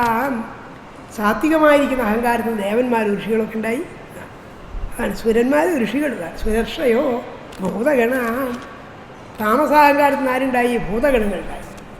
ഭൂതം എന്ന് പറഞ്ഞാൽ ആലോചിച്ചുകൊണ്ട് ഇതാണ് പഞ്ചഭൂതങ്ങളൊക്കെ ഉണ്ടായി. ആകാശം, ജലം, വായു, അഗ്നി ഒക്കെ ഉണ്ടല്ലോ, അങ്ങനെയൊക്കെ ഉണ്ടായി. ഇത് മാത്രമേ പറഞ്ഞുള്ളൂ. അതൊരു പ്രസ്താവനയാണ്. അല്ലയോ ഭഗവാനെ, അങ്ങ് മാത്രമേ ആദ്യം ഉണ്ടായിരുന്നുള്ളൂ. അങ്ങയുടെ താല്പര്യം കൊണ്ട് അങ്ങയുടെ ഇച്ഛയിൽ നിന്ന് എന്തുണ്ടായി? ഈ ലോകം മുഴുവൻ ഉണ്ടാവട്ടെ എന്ന് ഭഗവാൻ വിചാരിച്ചുണ്ടായി. അതെല്ലാം നിങ്ങൾ പറയുന്നതാണ്. അല്ലാതെ എങ്ങനെ സൃഷ്ടിച്ചു എന്ന് ചോദിച്ചാൽ സൃഷ്ടിക്ക് ആരും സാക്ഷിയില്ല. എങ്ങനെയാണ് വിദ്യാർത്ഥി ഉണ്ടാക്കി സൃഷ്ടിച്ചാലോ? അവൻ്റെ ഇച്ഛ ഉണ്ടായി, ഇച്ഛിച്ചപ്പോൾ ഉണ്ടായതാണ്. അതെല്ലാം മതങ്ങളും പറയാം. ഖുറാനിലൊക്കെ വായിച്ചു നോക്കുക. എങ്ങനെയാണ് സൃഷ്ടിച്ചത് പറയാൻ ബുദ്ധിമുട്ടാണ്. അവൻ ആകാശ ഭൂമികളെ കൽപ്പിച്ചിരിക്കുന്നു എന്നൊക്കെ പറയുകയില്ല. എങ്ങനെ കൽപ്പിച്ചു എന്നും പറയില്ല. ഒക്കെ ഉണ്ടായി, ഇത്രയുള്ളൂ. അതുകൊണ്ട് ആ നാഥൻ എങ്ങനെയുള്ളവനാണ്? സ്വർഗത്തിൻ്റെയും പ്രകൃതിയുടെയും നാടാണ്, ആകാശത്തിൻ്റെയും ഭൂമിയുടെയും നാഥനാണ് എന്നൊക്കെ സ്തുതിക്കും. അറിയണം എങ്ങനെയാണ് ഉണ്ടായെന്ന് ചോദിക്കുന്നത്. അപ്പോൾ അതുകൊണ്ട് അതൊന്നും നമ്മൾ എത്ര പറഞ്ഞിട്ട് കാര്യമില്ല, കേൾക്കുക അത്രയുള്ളൂ. ഇപ്പോൾ ത്വമേകാദ്യ പുരുഷ സ്വശക്തിസ്തയാരജസ്തത്വമോ വിഭിദ്യതേ. അതേ ഭഗവൻ അങ്ങ് മാത്രമേ ആദിയിലുണ്ടായിരുന്നുള്ളൂ. ആ ഏകപുരുഷനായ അങ്ങയിൽ എന്ത് ചെയ്തു? സ്വന്തം ശക്തി കൊണ്ട് തന്നെ തയാരജ സത്വതമോ വിഭിദ്യതേ. സാധാരണഗതിയിൽ സാത്വികൻ ആദ്യം പറയേണ്ടതെന്ന് തോന്നാം. ഞാൻ സ്വതേ പറയാം സാത്വികൻ്റെ ആകസ്സനാമം. ഇവിടെ എന്താ ചെയ്തത്? രജസത്വതമോ വിദ്യതേ. രജസ്സിന് ആദ്യം പറഞ്ഞത് എന്താ? രജസ്സെന്നാണ് സൃഷ്ടി ഉണ്ടാവുക. സൃഷ്ടി ഉണ്ടെങ്കിൽ ഇതൊക്കെ പറഞ്ഞിട്ട് കാര്യമുള്ളൂ. സൃഷ്ടിയില്ലാന്നുണ്ടെങ്കിൽ പിന്നെ ഇതുകൊണ്ട് കാര്യമുണ്ടോ? അതുകൊണ്ട് സൃഷ്ടിക്ക് പ്രേരകമായിരിക്കുന്ന രജോ ഗുണത്തിന് ആദ്യം പറഞ്ഞതാണ്. ആ രജോ ഗുണത്തിൽ നിൽക്കണ്ടാവുക. അതിലെന്ത് ചെയ്തു? പിന്നെ അഹന്തത്വം ഉണ്ടായി. അഹങ്കാരതത്വം എന്ത് ചെയ്തു? മൂന്നായി പിരിഞ്ഞു. നേരെ പറഞ്ഞേ, മൂന്നായി പിരിഞ്ഞുടനെ അഹങ്കാരമായതിന് താൻ തന്നെ സാക്ഷി എന്ന് പറഞ്ഞാൽ അതുകൊണ്ടാണ്. ആരാ സാക്ഷി എന്ന് വെച്ചാലോ? ഭഗവാൻ തന്നെ സാക്ഷി. ഇപ്പം നമ്മളിത് പറഞ്ഞു കഴിഞ്ഞാൽ ഞങ്ങൾ ഉണ്ടല്ലോ സൃഷ്ടിച്ചെന്ന് വെച്ചാൽ നമ്മളത് കണ്ടിട്ടില്ല. ആരാ സാക്ഷി? ഭഗവാൻ തന്നെ സാക്ഷി. ഒന്നായ ഒരു മൂന്നായി പിരിഞ്ഞുടനെ അഹങ്കാരമായതിന് താൻ തന്നെ സാക്ഷി എന്ന് പറഞ്ഞാൽ ഭഗവാൻ തന്നെ സാക്ഷിയുള്ളൂ. അതായത് ഈ ലോകത്തിൻ്റെ പ്രക്രിയയിൽ, ലോക സൃഷ്ടിയിൽ ആരാണ്? സൃഷ്ടാവായത് ഭഗവാനാണ്, സൃഷ്ടി ഭഗവാനാണ്, സൃഷ്ടിക്കുള്ള ഉപകരണം ഭഗവാനാണ്, സൃഷ്ടിൻ്റെ സാക്ഷി ആരാണ്? ഭഗവാൻ. വേദങ്ങളിൽ പറയുന്നുണ്ട് ഈ ജീവാത്മാവ് എന്ന് പറയുന്നത് ഭോക്താവാണ്, അനുഭവിക്കുന്നവനാണ്. പരമാത്മാവോ സാക്ഷി മാത്രമാണ്. ശരീരമോ? ശരീരം കാരണം ഉപകരണമാണ്. ശരീരം എന്ത് ചെയ്യുന്നു? ക്രിയക്കുള്ള ഉപകരണമാണ്. ശരീരം കൊണ്ട് ചെയ്യുന്നതായ ക്രിയകൾക്ക് അനുഭവിക്കുന്നവരാണ്, ജീവനാണ്. ഇതിനൊക്കെ സാക്ഷിയായിരിക്കുന്നവരാണ് സാക്ഷാത് പരമാത്മാവ്. സുവർണ സൈജ സഖായ എന്നൊക്കെ വേദത്തിൽ മന്ത്രമുണ്ട്. നിങ്ങൾ കേട്ടിട്ടുണ്ടാവും, ശ്വേതാശ്വതരോപനിഷത്തിലൊക്കെ ഉണ്ട്. അതായത് ഒരു മരത്തിൻ്റെ മേലെ, കൊമ്പിൻ്റെ മേലെ രണ്ട് പക്ഷികളിരിക്കുക. ഒരു പക്ഷി എന്ത് ചെയ്യുന്നു? ഈ മരത്തിൻ്റെ മേലുള്ള കായ്കളൊക്കെ കൊത്തി തിന്നുന്നു. ചിലതെല്ലാം മധുരമുള്ളതാണ്, ചിലത് പുളിപ്പുള്ളതാണ്. അതുകൊണ്ട് മധുരമുള്ളതിന് സന്തോഷം ഉണ്ടാവും, പുളിപ്പുള്ളത് ദുഃഖമൊക്കെ ഉണ്ടാവും. ഇങ്ങനെ പലതും അനുഭവിക്കുന്നതാണ്. മറ്റേ പക്ഷിയോ നോക്കി നിൽക്കുക മാത്രം ചെയ്യുന്നു. അതേപോലെ ഈ ലോകത്തിലെന്ത് ചെയ്യുന്നു? ഭഗവാൻ ഇതിനൊക്കെ സാക്ഷിയായിരിക്കുന്നതല്ലേ. ശ്രീധരാചാര്യ സ്വാമിയുടെ ഭാഗവത്തിൽ വ്യാഖ്യാനത്തിലൊക്കെ ഉദ്ധരിക്കുന്നുണ്ട്. അവിടെ പറയും ശരീരം എന്താണ്? ഉപകരണമാണ്. ജീവൻ ഭോക്താവാണ്. പരമാത്മാവായിരിക്കുന്ന ഭഗവാനോ സാക്ഷി മാത്രമാണ്. കാണുന്നതാണ്. സാക്ഷിക്ക് എന്തില്ല? വികാരവിഭ്രമങ്ങളൊന്നുമില്ല. ഇതൊക്കെ കാണുന്നു, അത്രയേ ഉള്ളൂ. നമ്മൾ ചിലതിന് സാക്ഷിയായി ചിലപ്പോൾ നമുക്ക് വികാരമൊക്കെ ഉണ്ടാവും. ഭഗവാൻ അങ്ങനെയല്ല, ഇത് കാണുന്നു, അത്രയേ ഉള്ളൂ. ഇപ്പോൾ സൂര്യനെ നോക്കുക. സൂര്യൻ്റെ പ്രകാശത്തിൽ സൽക്രിയകൾ ചെയ്യുന്നു, ദുഷ്കർമ്മങ്ങൾ ചെയ്യുന്നു, കത്തികുത്ത് നടക്കുന്നു, ബലാത്കാരം നടക്കുന്നു, വീട് ഇതൊക്കെ ഉണ്ടായി വരാം. പക്ഷേ സൂര്യന് വല്ല വികാരഭേദം ഉണ്ടല്ലോ. ഈശ്വര ഇതൊക്കെ കാണ്ടി വന്നല്ലോ, സങ്കടം കാണ്ട ഒന്നുമില്ല. നല്ല വരുമ്പോൾ സന്തോഷമുണ്ടോ? ഒന്നുമില്ല. ഇപ്പോൾ ഈ വിളക്ക് കത്തിച്ച് വെച്ചു. വിളക്കിന് നിങ്ങൾക്ക് എന്ത് ചെയ്യാം? നല്ല പുസ്തകം വായിക്കാം, അശ്ലീല പുസ്തകങ്ങൾ വായിക്കാം, ഡിറ്റക്റ്റീവിന് ഓരോ വായിക്കാം, എന്തും വായിക്കാം. വിളക്ക് വായിക്കും. ഈശ്വര എന്നെ വെളുത്തത്തിന് ഈ അഭി ഇതല്ലേ വായിക്കുന്നു, സങ്കടപ്പെടുക ഒന്നുമില്ല. നിങ്ങൾ എന്ത് ചെയ്താലും അതിനൊന്നുമില്ല. അതെന്തേ ചെയ്യുള്ളൂ? ഇതിനൊക്കെ പ്രകാശിപ്പിക്കാം. നിങ്ങൾ വിളക്കിൻ്റെ വല്ല ചാണകം ഉണ്ടാക്കാനും വേണ്ട, വെണ്ണം ഉണ്ടാക്കാനും വേണ്ട, പഴം ഉണ്ടാക്കാനും വേണ്ട, വിളക്കിന് വല്ല സങ്കടം ദുഃഖക്കാരുണ്ടാവും. പക്ഷേ ഇത് വെക്കണ്ടല്ലോ, ഇത് കാണ്ടിന് വലിയ വിഷമാണെന്ന് പറയുക. ഒന്നുമില്ല, എന്തും ചെയ്യാം. പക്ഷെ എന്തുണ്ടോ അതിനെ പ്രകാശിപ്പിക്കുക. അത്രയാണ്. അല്ലെ ഭഗവാൻ എന്തേ ചെയ്യുന്നുള്ളൂ? ഭഗവാന്റെ സാന്നിധ്യം കൊണ്ട് മുഴുവൻ പ്രകാശമാണ്. തമേവ ഭാന്തം അനുഭാതി സർവം തസ്യ ഭാഷ സർവവിധ വിഭാതി എന്ന് പറയും. അവൻ സ്വയം പ്രകാശിക്കുന്നു. അവൻ്റെ പ്രകാശത്തിൽ കാണുന്നതൊക്കെ പ്രകാശിക്കുന്നു. ഭഗവാൻ സ്വയം പ്രകാശമാണ്. ഭഗവാനെ പ്രകാശിപ്പിക്കാൻ വേറൊന്നും വേണ്ട. ഇതൊക്കെ നമ്മൾ നേരത്തെ പറഞ്ഞില്ല. ഇപ്പോൾ സൂര്യനെ കാണാൻ വേണ്ടി ആരും ടോർച്ച് അടിച്ചു പോകും. സൂര്യനാണെങ്കിലോ അതിൻ്റെ ആവശ്യമില്ല. അത് ഭഗവാൻ സ്വയം പ്രകാശമാണ്. ഇതൊക്കെയാണ് ഈ പറഞ്ഞതിലർത്ഥം. വളരെ വിശദമായി ആലോചിച്ച് നോക്കിയാൽ ധാരാളം കാര്യങ്ങൾ അറിയും. അതുകൊണ്ട് അദ്ദേഹം തർജ്ജമ കേൾക്കാം. നീ ആദ്യനേകൻ തവ സുപ്തിശക്തിതാൻ ഗുണത്രയക്ഷോഭമിടും അഹാനകം നഭസ് വാരി അഗ്നികൾ വാരി ഭൂവുമായി സുരാജ്യരായി പ്രാണികളായി ജഗത്തുമായി. അല്ലെ ഭഗവാന് അങ്ങ് ഒരാൾ മാത്രമാണ് ആത്യന്തികമായ സത്യമായിരിക്കുന്നത്. അങ്ങയിൽ തന്നെ ലയിച്ചു പോയ ശക്തികൾ മൂന്നായി തീർന്നിട്ടാണ് ഈ ലോകം മുഴുവൻ ഉണ്ടായിരുന്നത്. ദേവന്മാരും പക്ഷികളും ഭൂതജാലങ്ങളും പഞ്ചഭൂതങ്ങളായ അഗ്നി വായു ജലം മുതലായതൊക്കെ ഇവിടെ നിന്നുണ്ടായി, അങ്ങയിൽ നിന്നുണ്ടായി. ഇതൊരു പ്രസ്താവന അത്രയാണ്. ഇനി 64 എന്നിട്ട് പറയാണ്, സൃഷ്ടം സ്വശക്തിയേതമനുപ്രവിഷ്ടം ചതുർവിധം പുരമാത്മാംസകേന അതോ വിദുസ്തം പുരുഷം സമം സ്വന്തമന്തരഭുങ്ക്തേ കൃഷീകേർ മധുസാരഹമ്യാം. സൃഷ്ടം സ്വശക്തിയേതമനുപ്രവിഷ്ടം ചതുർവിധം പുരം ആത്മാംസകേന അധോ വിദുസ്തം പുരുഷം സ്വന്തം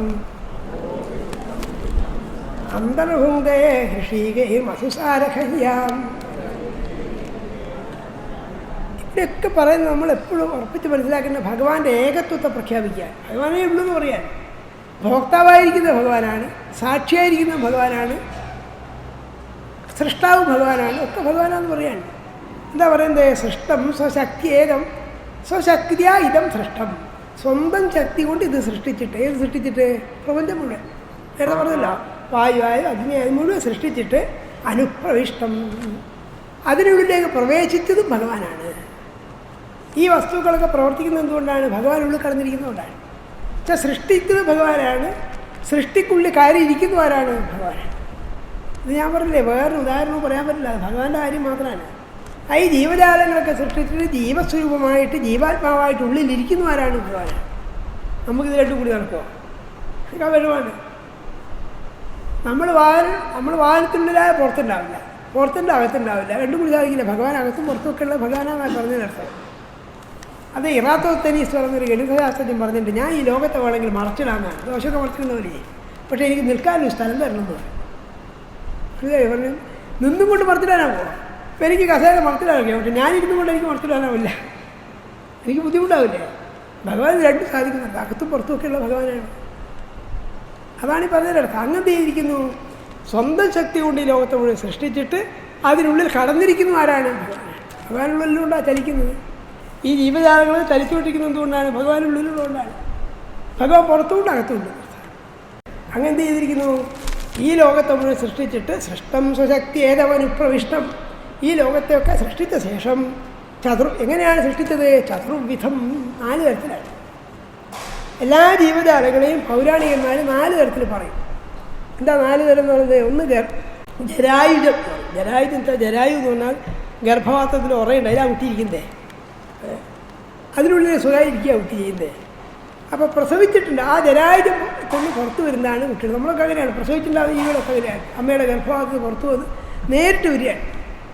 ഇതാണ് എന്താ പറയുക? ജരായുജം എന്ന് പറയാം. ജരായുജം എന്ന് പറഞ്ഞാൽ ഇതാണ്, പ്ലാസൻ്റാന്നൊക്കെ പറയുന്നില്ല, അതിലുള്ള കുട്ടി ഇരിക്കുന്നത് ഗർഭപാത്രത്തിലെ, അത് പൊട്ടിച്ച് പുറത്ത് വരികയാണ്. അതിനാണ് ജരായുജം എന്ന് പറയാം. നമ്മളൊക്കെ ജീവജാല മുയലുകൾ അങ്ങനെയുള്ള ജീവജാണലി ഒക്കെ പ്രസവിക്കാതിരുന്നേ, പ്രസവിക്കുന്ന ജീവികളൊക്കെ അതാണ് ജരായുജം.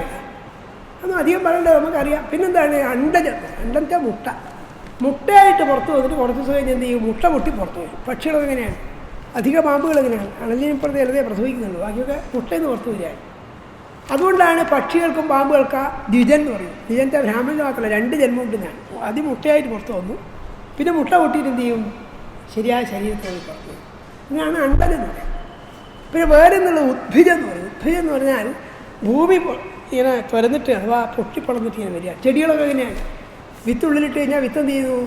ഭൂമിയെ പളർത്തിക്കൊണ്ട് പുറത്തേക്ക് വരികയാണ്. അതിനാണ് എന്താ പറയുക? ഉദ്ഭിജം എന്ന് പറയാം. ചില ജീവികൾ, മഴപ്പാറ്റ പോലത്തെ ജീവികളൊക്കെ ഭൂമിയിൽ ഇങ്ങനെ ഈ മണ്ണ് നീങ്ങനെ പൊങ്ങി വരുന്നതാണെന്നില്ലേ, പക്ഷെ അതിൻ്റെയൊക്കെ ബീജങ്ങൾ അതിൽ ഉണ്ടാവും. അതിനാണ് ഉദ്ഭിജം എന്ന് പറയാം. പിന്നെയുള്ള സ്വേദജം. സ്വേദത്തെ വേർപ്പിൽ നിന്നുണ്ടാകുന്നതാണ്. ഇപ്പോൾ ഈര്, പേന്, ചില ജീവികളൊക്കെ മനുഷ്യൻ്റെ ഒക്കെ വേർപ്പ്, ജീവജാലങ്ങളുടെ വേർപ്പിൽ നിന്നുണ്ടാവുകയാണ്. മനുഷ്യന് മാത്രമല്ല, ഈ പശു, പോത്തിനൊക്കെ ഓരോരോ ശല്യം ചെയ്യുന്ന ജീവികളുണ്ടാവും. ഇതൊക്കെ എഴുതാൻ വന്നത് ഈ ബസ് പിടിച്ച് ഇവിടെ ഇറങ്ങിയൊന്നുമല്ല, അതിൻ്റെ ശരീരത്തിൽ ഇങ്ങനെ ഉണ്ടാവുക. കക്ഷത്തിൽ, നാഭിപ്രദേശമൊക്കെ ചില അണുബാധയൊക്കെ ഉണ്ടാവും. ഇതൊക്കെ എഴുതാൻ ഉണ്ടായിരുന്ന ചില ശരീരത്തിനുണ്ടാവും, സ്വേദജം, വേർപ്പൊന്നുണ്ടാവില്ല. അതിനാണ് സ്വേദജം എന്ന് പറയാം.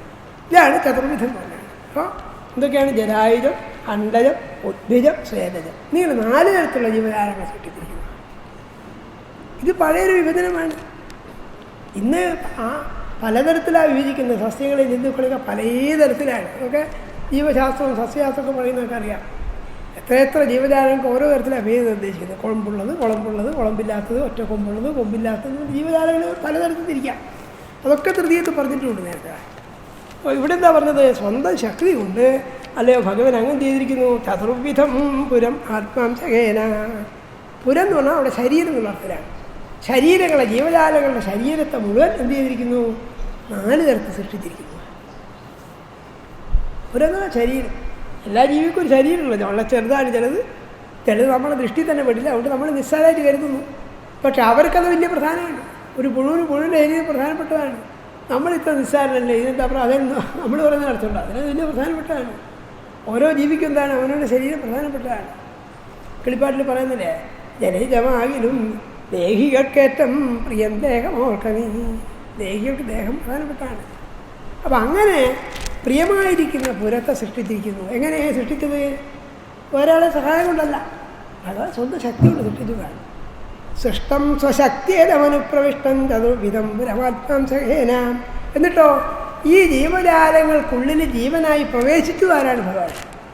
ജീവൻ എവിടുന്ന് വന്നു എന്ന് ചോദിച്ചാലോ കുറച്ച് വിഷമം മനസ്സിലാക്കാം. നമ്മളിപ്പോൾ ജനിച്ചെന്ന് ഭൂമി തൊട്ടപ്പാണ്, പ്രസവിച്ച് പുറത്തു വന്നപ്പോൾ ജനിച്ചു എന്ന് പറയുന്നു. അതിന് മുമ്പ് ഇല്ലായിരുന്നോ? അതിന് മുമ്പേ ഭ്രൂണാവസ്ഥയിലുണ്ടായിരുന്നു. അതിന് മുമ്പ് ഉണ്ടായിരുന്നില്ലേ എന്ന് ചോദിച്ചാൽ അമ്മയുടെ അണ്ടത്തിലും അച്ഛൻ്റെ ബീജത്തിലുമായിട്ടുണ്ടായിരുന്നു. അവരുടെ ബീജത്തിലേക്ക് എവിടെ വന്നു? അതിന് ഇങ്ങനെ ആലോചിച്ച് പോയാൽ പുറകോട്ട് പോയാൽ എവിടുന്നാ ജീവൻ ഉണ്ടായെന്ന് പറയാൻ വിഷമമാണ്. നമ്മൾക്ക് പ്രത്യക്ഷമായിട്ടോ ഉപയോഗപ്രദമായിട്ടോ കാണുന്ന ഇപ്പം അതേ ഉള്ളൂ. ഇപ്പോൾ ഉണ്ടായതാണോ? ഭൂമിയിൽ എഴുന്നേൽപ്പ് ഉണ്ടായിരുന്നില്ലേ? ഉണ്ടായിരുന്നു. അപ്പോൾ ഇങ്ങനെ ആലോചിച്ച് നോക്കിയാൽ വളരെ സൂക്ഷ്മമാണ് ജീവൻ്റെ ഗതി എന്താണെന്ന്. ഭ്രൂണത്തിൻ്റെ ചില അവസ്ഥകളിൽ ഭ്രൂണത്തിന് ഒരു ജീവൻ്റെ ലക്ഷണവും കാണിച്ചില്ല എന്ന് വരാം. കുറേ അമിനോ അമ്ലങ്ങളും കുറേ വസ്തുക്കൾ മാത്രമേ ഉള്ളൂ. ഇത് ഓരോന്നിനെയും പകുത്തെടുത്ത് കാര്യം ജീവൻ്റെ അംശമൊന്നുമില്ല. പക്ഷേ എവിടുന്നാണ് ജീവൻ ചാടി നിന്നത് പറയാൻ പറ്റില്ല നമുക്ക്. പക്ഷെ കുറച്ചു നേരമേ ജീവൻ്റെ ചേഷ്ടകളൊക്കെ ഉണ്ടാകുന്നു. ശ്വാസോച്ഛ്വാസം കഴിക്കുന്നു, ആഹാര വിസർജനങ്ങളൊക്കെ ഉണ്ടാകുന്നു, പുറത്തുനിന്ന് കരയുന്നു. ഇതൊക്കെ ജീവൻ്റെ ലക്ഷണങ്ങളാണ്. ഇതൊക്കെ എന്ത് ചെയ്യുന്നു? ഭഗവാൻ തന്നെ ഉള്ളിൽ കടന്നിട്ടാണ് ജീവനായിരിക്കുന്നത് പറയാൻ. അതാണ് പറഞ്ഞത് അധോ വിദുസ്തം പുരുഷം സമന്തം അന്തർഭുക്തേ. ഇങ്ങനെ 4 ജീവജാലങ്ങളൊക്കെ സൃഷ്ടിച്ചിട്ട് ഈ ജീവജാലങ്ങളുടെ ശരീരത്തിനുള്ളിൽ ജീവനായി കടന്നിരിക്കുന്നു അങ്ങാണ്. എന്നിട്ട് എന്ത് ചെയ്യുന്നു? ഭുക്തേ, ഭുജിക്കുന്നു, അനുഭവിക്കുന്നു അർത്ഥം. എന്തിനനുഭവിക്കുന്നു? എങ്ങനെ അനുഭവിക്കുന്നു? ഹർഷീക എന്ന് പറഞ്ഞാൽ ഇന്ദ്രിയങ്ങൾ നടത്തും. ഇന്ദ്രിയങ്ങളെ കൊണ്ട് ഭുക്തേ അനുഭവിക്കുന്നു. എന്തിനനുഭവിക്കുന്നു? സുഖദുഃഖങ്ങളൊക്കെ അനുഭവിക്കുന്നു. ഭക്ഷണം കഴിക്കുന്നു, അതിൻ്റെ സുഖം അനുഭവിക്കുന്നു, ദുഃഖം അനുഭവിക്കുന്നു. ഇതൊക്കെ അനുഭവിക്കുന്നു. ചുരുക്കത്തിൽ എന്താ പറഞ്ഞു വെച്ചാൽ അദ്വൈത വേദാന്തത്തിൻ്റെ പരമ താല്പര്യം ഭഗവാൻ മാത്രമേ സത്യമായിട്ടുള്ളൂ എന്നാണ്. അവിടെ സൃഷ്ടിച്ചതും ഭഗവാനാണ്, സൃഷ്ടിയായിരിക്കുന്നതും ഭഗവാനാണ്, സൃഷ്ടിക്കുള്ളിൽ ജീവനായിരിക്കുന്നതും ഭഗവാനാണ്, ഈ സുഖദുഃഖങ്ങൾ അനുഭവിക്കുന്നവരാണ് ഭഗവാനാണ്.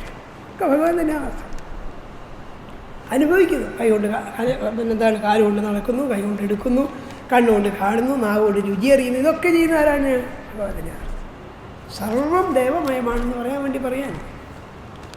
അഥോ വിദുസ്തം പുരുഷം, അത് പുരുഷനായിട്ട്. പുരുഷൻ എന്ന് പറഞ്ഞാൽ എന്താണ്? പുരത്തിൽ ശയിക്കുന്നവനാണ് പുരുഷൻ. ശരീരത്തിൽ ഇരിക്കുന്നവനാണ് ഭഗവാൻ തന്നെയാണ് അർത്ഥം. ഭുക്തേ ഹൃഷീകം ഇന്ദ്രിയം, ഇന്ദ്രിയങ്ങളെ കൊണ്ട് ഭുജിക്കുകയും ചെയ്യുന്നു. ഏതുപോലെ? മധുസാരഖമ്യ, മധു വെച്ചാൽ തേന്, സാരകത്തെ തേനീച്ച. തേനീച്ച തേൻ ആസ്വദിക്കുന്ന പോലെ. തേനീച്ചാല തേന ആസ്വദിക്കുന്ന വീഡിയോ വാങ്ങിക്കൊള്ളുന്നതിനാണോ? അല്ല, അതിന് ഉണ്ടാക്കി ശേഖരിച്ച് വെച്ചതാണ്. അതിനെ ആസ്വദിക്കുകയും ചെയ്യുന്നത്. അത് ഭഗവാൻ തന്നെ സൃഷ്ടിച്ചിട്ട് ഭഗവാൻ തന്നെ ഉള്ളിരുന്നിട്ട് ഭഗവാൻ തന്നെ എന്ത് ചെയ്യുന്നു? ഇതൊക്കെ അനുഭവിക്കുകയും ചെയ്യുന്നു. നേരത്തെ പറഞ്ഞില്ലേ, ശരീരമായിട്ട് ഇതൊക്കെ ചെയ്യുന്നു, ജീവനായിട്ട് ഇതൊക്കെ അനുഭവിക്കുന്നു, സാക്ഷിഭാവത്തിൽ ഇതൊക്കെ ചെയ്യും. ഒക്കെ ഭഗവാനാന്ന് പറയാൻ വേണ്ടിയിട്ടാണ് ഈ പറഞ്ഞു നോക്കാം. പറഞ്ഞു നോക്കാനോ? സ്വശക്തിയാ 4 വിധം മറ്റൊരാപുരത്തിൽ ആത്മാംശമോടും പ്രവേശിച്ചിട്ട് തേനീച്ച പോൽ, തേനീച്ച എന്ത് ചെയ്യുന്നു? തേനീച്ച പോലെ 6 വിഷയം ഭുജിപ്പത്.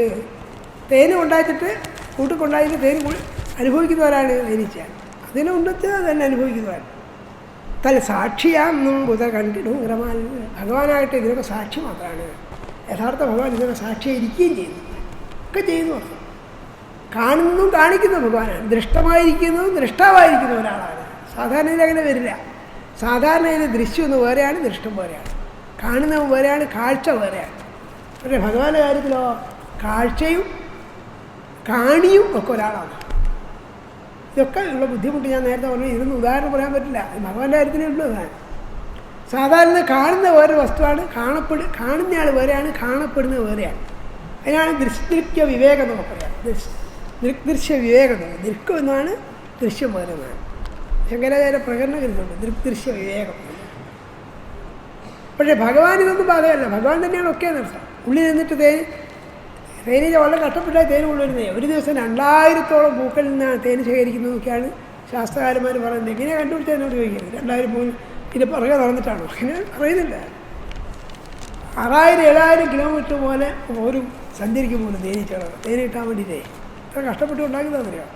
എന്നിട്ട് സമ്പാദിക്കണം വിചാരിച്ച് ഇനി കൊണ്ടാച്ച് ആരെങ്കിലും വല്ല കരടിയോ ഓർക്കനൊക്കെ വന്നിട്ട് മുഴുവൻ തേനൊക്കെ മുഴുവൻ തിന്ന് കളിക്കുകയും ചെയ്യും. അധികം കൂട്ടിച്ചുള്ള വിഷമമായില്ലേ. ഭാഗവതന്നെ പറയാൻ പോകുന്നുണ്ട്. നമ്മളിതുവരെ കേമ കഷ്ടപ്പെട്ട് സമ്പാദിക്കുകയാണ്. അതൊക്കെ ആരും കൊണ്ടുപോകാൻ തേനീച്ച അങ്ങനെ കഷ്ടപ്പെട്ട് സമ്പാദിക്കുന്ന സ്വശക്തിയാ 4 വിധം മറ്റൊരാപുരത്തിലാം ആത്മാംശമോടും പ്രവിഷ്ടനായി തേനീച്ച പോൽ 6 വിഷയം ഭുജിപ്പത് തൽസാക്ഷി എന്നും കണ്ടിടും ക്രമാൽ. ബുദ്ധിമാന്മാർ അറിവുള്ളവരെന്ന് പറയുന്നു അതിന് സാക്ഷിയായിരിക്കുന്നു ആരാണ്? ഭഗവാൻ തന്നെയാണ്. അത് അപ്പോൾ ഒരു തരത്തിൽ അന്വയം പറഞ്ഞാൽ എന്താ? സ്വശക്തിയാ സൃഷ്ടം ചതുർവിധം. സ്വന്തം ശക്തി കൊണ്ട് 4 തരത്തിൽ ജനങ്ങളെ ജീവജാലങ്ങളെ സൃഷ്ടിച്ചിട്ട് ജലായുധങ്ങളായും അണ്ടജങ്ങളായും ഉദ്ഭിജങ്ങളായും സ്വേദജങ്ങളായും സൃഷ്ടിച്ചിട്ട് എന്ത് ചെയ്യുന്നു? ഇന്ദ്രിയങ്ങളെ കൊണ്ട് സുഖദുഃഖങ്ങളൊക്കെ അനുഭവിക്കുന്ന ഭഗവാനാണ്. അതിന് സാക്ഷിയായിരിക്കുന്നവരാണ് ഭഗവാൻ.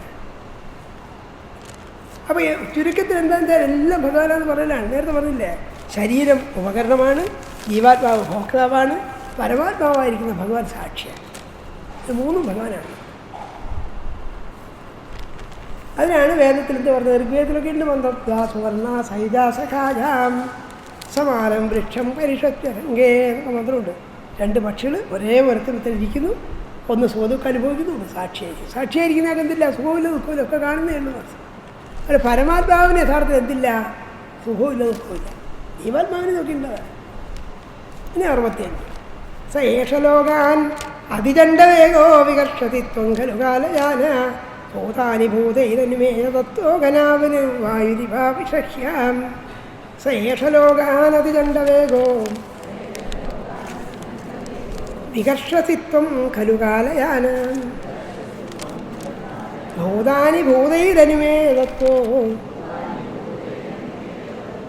ഘനാവനും വായുരിവാവിഷഹ്യാം. ഇതൊക്കെ പിന്നെ പറയുന്നതാണ്. ഇങ്ങനെ സൃഷ്ടിച്ചേൽപ്പിച്ചൊക്കെ പറഞ്ഞു 4 നേരത്തെ സൃഷ്ടിച്ചു അനുഭവിക്കുന്നു. എന്നിട്ട് എന്ത് ചെയ്യുന്നു? ഈ ജീവജാലങ്ങളൊക്കെ ഒടുക്കുന്നത് ആരാണ്? ഭഗവാൻ തന്നെയാണ്. നേരത്തെ പറഞ്ഞിട്ടുണ്ട്, ദുരന്തായ അന്ധകായതാന്നൊക്കെ പഠിച്ചില്ലേ, അത് വീണ്ടും പറയുന്നു. അത്രയേ ഉള്ളൂ. അതായത് ഈ ലോകത്തെ മുഴുവൻ ഇങ്ങനെ വളരെ വിചിത്രമായി സൃഷ്ടിച്ചിട്ട് അതൊക്കെ അനുഭവിക്കുന്നവരും ഭഗവാനാണ്.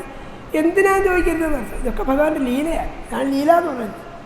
ചെറിയ കുട്ടികളൊക്കെ ഇല്ലേ, ചില കളിക്കോപ്പുകളൊക്കെ ഉണ്ടാകും, കുറച്ച് ഞാൻ വലിച്ചെറിയുകയും ചെയ്യുക.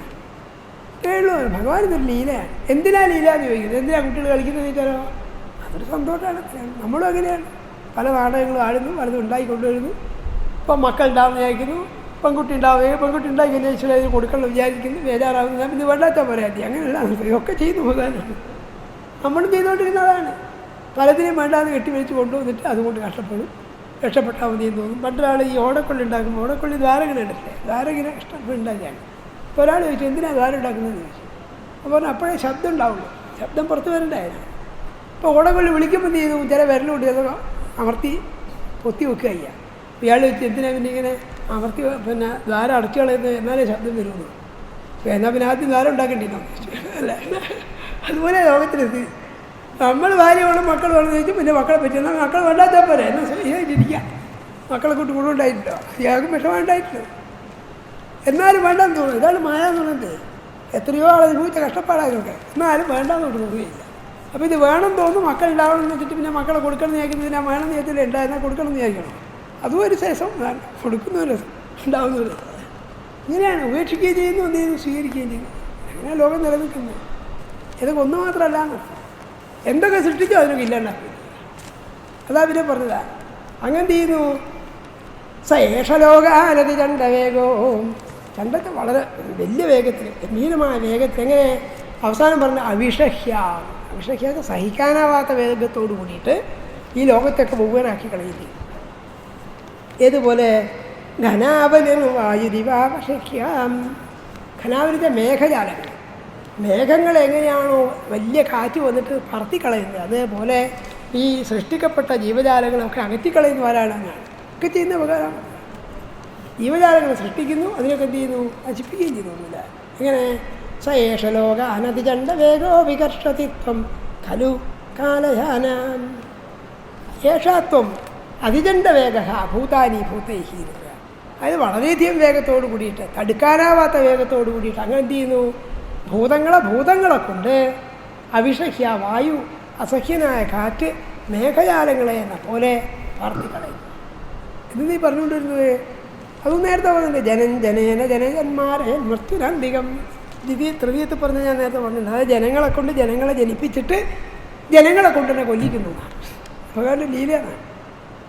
എന്തിനാന്ന് ചോദിച്ചാൽ നമുക്ക് സങ്കടം തോന്നും. വാസ്തവത്തിന് പാവം തവളേനെ കൊതുകിനൊക്കെ ഉണ്ടായി, കൊതുകിനെ തവള പിടിക്കുന്നു, തവളയെ പാമ്പ് പിടിക്കുന്നു, പാമ്പിനെ വേറും തിന്നുന്നു. ഇങ്ങനെയാണ് ലോകം ഉണ്ടായത്. ജീവസ്ഥ ജീവനം. ഒരു ജീവി വേറെ ജീവിയുടെ ആഹാരമായി മാറുന്നു. സാധുവായ മാൻകുട്ടികളെയും സാധുവായ മുയലിനെയൊക്കെ ഹിംസമൃഗങ്ങൾ പിടിക്കുമ്പോൾ നമുക്ക് സങ്കടം തോന്നും. എന്തിനാണ് ഭഗവാൻ ഇങ്ങനെ കഷ്ടപ്പെടുത്തിയിട്ടുള്ളത്, സൃഷ്ടിച്ചത് തോന്നില്ലേ? അപ്പം അത് ലോകം എങ്ങനെയാണ്?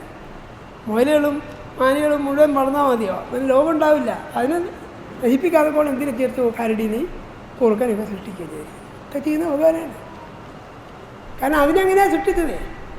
അല്ലാതെ ഈ പുലിയും കരടിയും കുറുക്കനൊക്കെ രാവിലെ ആയാലും ഇഡ്ഡലി സാമ്പാർ വെച്ചിരിക്കുക അങ്ങനെയല്ല സൃഷ്ടി. അതിനേ തെറ്റുള്ളൂ. എല്ലാം തിന്നുന്നു. അതുകൊണ്ട് അവർക്ക് ദ്വേഷമുണ്ടോ? ദ്വേഷമൊന്നുമില്ല, ആരോടും ദ്വേഷമൊന്നുമില്ല. വിശന്നാൽ ഇതിനെ പിടിക്കുന്നതിന് പക്ഷേ അതും ഒരു നാരായണനെന്ന് വിചാരിച്ചാൽ മതി. പിന്നെ പറയുന്നുണ്ട്, പുലിയായിരിക്കുന്നോ നാരായണനാണ്, മാനായിരിക്കുന്നോ നാരായണനാണ്. പക്ഷേ പുലിയായ നാരായണനെ കെട്ടിപ്പിടിക്കാൻ പോയ കുറച്ച് വിഷമാണ്. നയിക്കാൻ എടുത്തു പോകാനും പറ്റുന്നതല്ല പുലിനാരായണനെയാണ്, വേറെ രൂപമാണ്, ഭഗവാന്റെ സ്വരൂപമാണ്. ഇതൊക്കെ ലോകത്തുണ്ടെന്ന് അർത്ഥം. എന്തിനാന്ന് ചോദിക്കുന്ന അർത്ഥമില്ല. എത്രയോ കോടാനുകൂടി മത്സ്യങ്ങളാണ് ദിവസവും മനുഷ്യൻ പിടിക്കുന്നത്. എന്നിട്ട് മത്സ്യങ്ങൾ ബാക്കിയുണ്ടല്ലോ 40. എത്ര കാലമായി മത്സ്യബന്ധനം തുടങ്ങിയിട്ട്? ആയിരക്കണക്കിന് കൊല്ലമായിരുന്നു. അത്ഭുതം തോന്നും ഭഗവാന്റെ പ്രപഞ്ച സൃഷ്ടി. എല്ലാ നദിക്കരകളിൽ നിന്നും സമുദ്രതീരത്തു നിന്നും മത്സ്യബന്ധനം ദിവസവും നല്ല മണിക്കൂറുകൾ നടന്നുകൊണ്ടിരിക്കുകയാണ്. എത്ര കോടാനുകൂടി ഓരോ ദിവസവും പിടിക്കുന്നത്. എന്നിട്ട് ഇതൊക്കെ ബാക്കിയുണ്ട്. ഭഗവാന്റെ അത്ഭുതകരമായ ശക്തിയില്ല. അപ്പോൾ സൃഷ്ടിക്കുകയും ചെയ്യും, സംഹരിക്കുകയും ചെയ്യും. രണ്ടും ചെയ്യുന്നത്. ഇതിലൊന്നും വിഷാദിക്കാൻ പോകണം. അത് ആവർത്തിക്കാൻ വേണ്ടിയിട്ടേ പറഞ്ഞ യേശലോകാനതി കണ്ട വേഗോ വികർഷസി. എന്ത് ചെയ്യുന്നു? വെവ്വേറാക്കി കളയുക. ലോകങ്ങളെ വികർഷിക്കുന്നു. വികർഷിക്കാത്ത രണ്ടാക്കി കളയാം, ആകർഷിക്കാത്ത അടുപ്പിക്കാൻ. ഇപ്പോൾ കാന്തത്തെ പറ്റി പറയില്ല, കാന്തത്തിൻ്റെ എതിർധ്രുവങ്ങൾ ആകർഷിക്കുന്നു, സമാന ധ്രുവങ്ങൾ വികർഷിക്കുന്നു. അപ്പോൾ എന്ത് ചെയ്യുന്നു? ലോകത്തെ മുഴുവൻ ജീവജാലങ്ങളെ സൃഷ്ടിക്കുകയും സൃഷ്ടിച്ച ജീവജാലങ്ങളൊക്കെ എന്ത് ചെയ്യുന്നു? അമിതമായ വേഗത്തോടു കൂടിയ കാറ്റ് മേഘജാലങ്ങളെ എന്ന പോലെ വെവ്വേറെ ആക്കി കളയുന്നു. രണ്ടും ചെയ്യുന്നു ഉപകാരം. എന്തിനും നമ്മൾ ചോദിച്ചിട്ട് കാര്യമില്ല. അങ്ങനെയാണ് തർജ്ജമില്ല. ഭൂതാനി ഭൂതൈരനുമേ യഥത്വോ എന്നുള്ളതാണ്. ഭൂതങ്ങളെ കൊണ്ട് ഭൂതങ്ങളെ ഇല്ലാതാക്കുന്നു, ഒരു ജീവനെ കൊണ്ട് വേറെ ജീവനെ ഇല്ലാണ്ടാക്കുന്നു. ഈ തവളയെ പിടിക്കാൻ ബാബു കൊതുകിനെ പറഞ്ഞാൽ തവളയൊക്കെ ഇല്ലെങ്കിൽ ലോകം ചെയ്യുന്നു, ചെറിയ ജീവികളെ കൊണ്ട് നശിച്ചു പോകും. അപ്പോൾ ഓരോന്നും പ്രതിവിധിയായിട്ട് വേറെ സൃഷ്ടിക്കുന്നത്.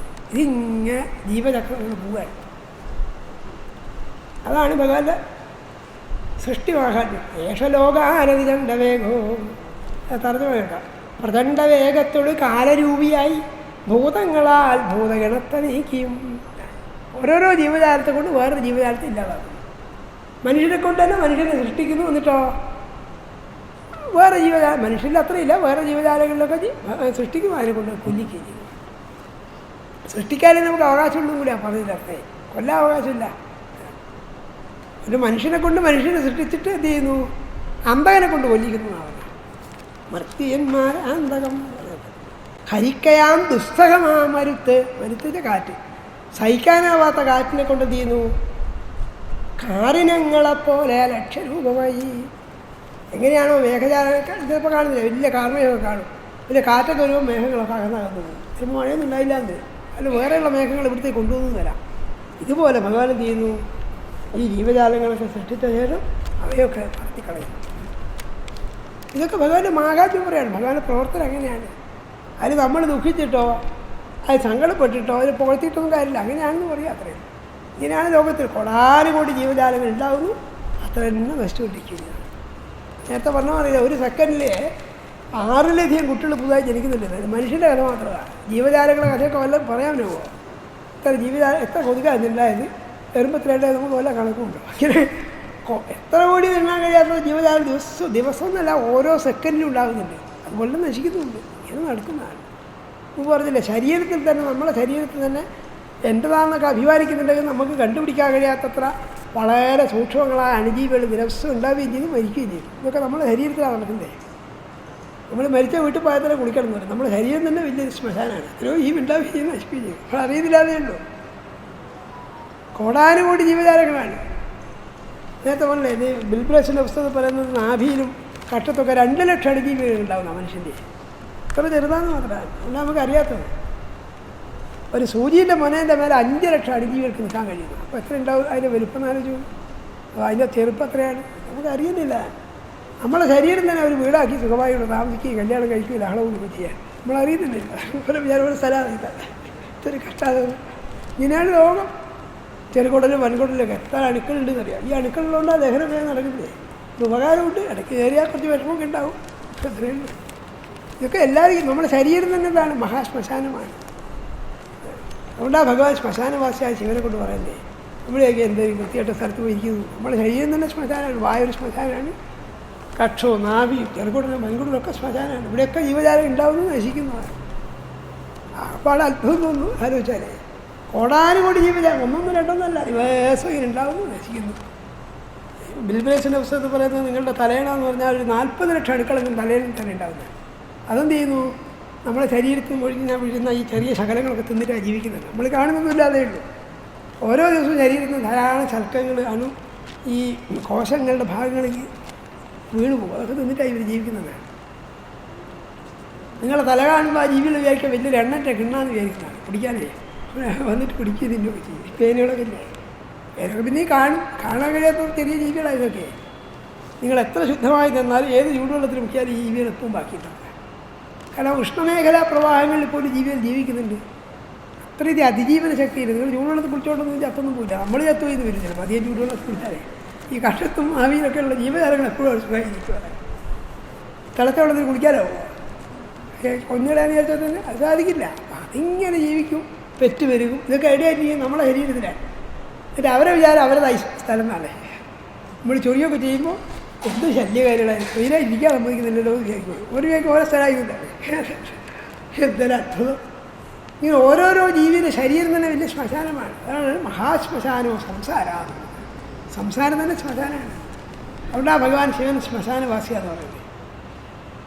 നമ്മുടെ ശ്മശാനത്തെ മോശാന്ന് ചോദിക്കുന്നില്ലേ, നമ്മുടെ ശരീരം തന്നെ ശ്മശാനമാണ്.